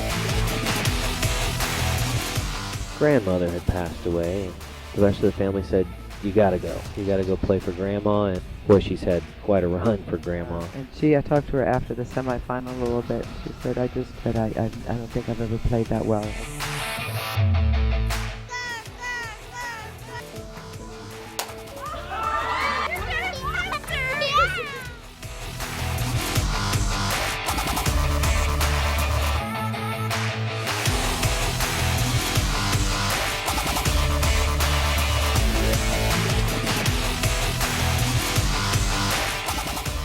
We're here with Shane Van Boning. I'm really going to have to come up with, a few words that we really need to turn ourselves to be really hungry and try to win.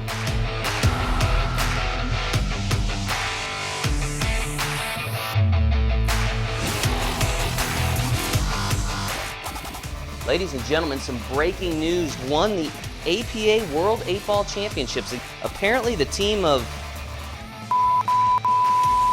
Congratulations to them.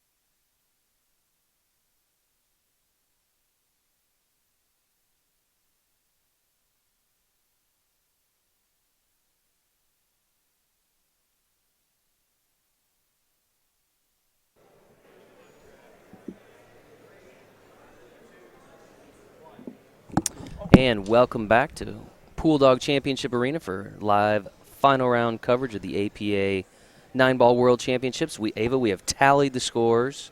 We have looked at the points needed, and based on the calculations, if Hiroki Matsuda, who the Anigons, the Japanese team, is putting up, if he picks up 5 points, this match is over. 5 points. So it's going to be a tough road here for Racks on the Rocks. However, we are in the 5th match, and anything can happen. So absolutely. The players, I think, are about ready. We've got Bill Gregg from the team of Racks on the Rocks. Bill is skill level 4, so he's going to need 31 points. Hiroki Matsuda, skill level 3, again, normally would need 25 points, but based on his team's lead, he needs just 5 balls pocketed to secure the match. And make that 4. And there's 1. Doesn't hurt to have a ball go on the break. Winning that lag was big. And Bill's sitting back going, well. Hoping he gets a turn. Yeah. That's tough when, I know. you know, I mean, when you get to this point. And it happens quite a bit, too. And, I mean, both of these teams have fought their way all the way through a tough field out here, a full field of 9-ball teams. And they're here, regardless, they're going to walk away with a good chunk of cash. What is it, 15,000? Yeah, 15,000 for first, 7,000 for runner-up, so.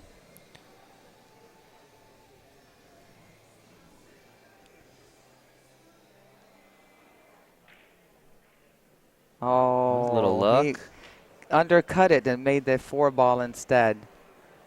Just seems to be going that way. And then look at this. Point. This lined up as well, and I think that this is. Well, if he hits a thin hit on the 1, it should go. He's going to take a look at it here. If not, it could be a dead 1-ball off the 7 in the corner as well. Only need 2 more points. And he's asking him to look at this. He's going deep here. I think he's telling him there's potentially, if you hit the 1-ball, glancing off the 6, you could go into the 3 and the 9, making the 3-ball. This could be over in 1 shot. If that happens, it's kind of a long shot, but it could happen. See how he follows the coach's suggestions. No, 6-ball goes in. That's the 6. And I think Bill, he put his cue together and got comfortable, but I'm not sure that he's going to get to the table. This is the shot.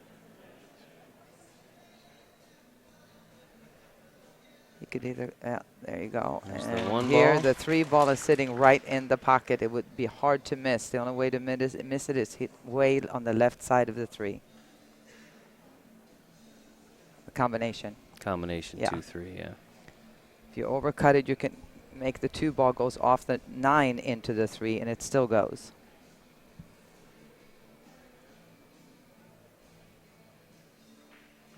And that's there it is, folks. our first Japanese team ever to make the finals or even come close and ever to win.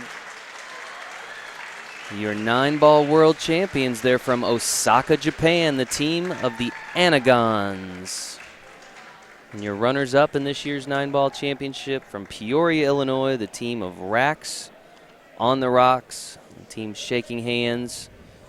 Momentarily here, we will head down and hand out some prize money and some trophies. Ava, an outstanding match. Got to the 5th match there, although it was a bit anticlimactic at the end. An exciting thing, though. First time we've ever had a team from Japan come in and it's a good bunch win of this, people, and that's great for them. It's been a fun day, folks. We appreciate you joining us. We will be back tomorrow with our Team Captains Championship. That is, I believe, at noon. So make sure you join us. I'll be there. We're going to say goodbye for just a little while. See you soon. Thanks, guys.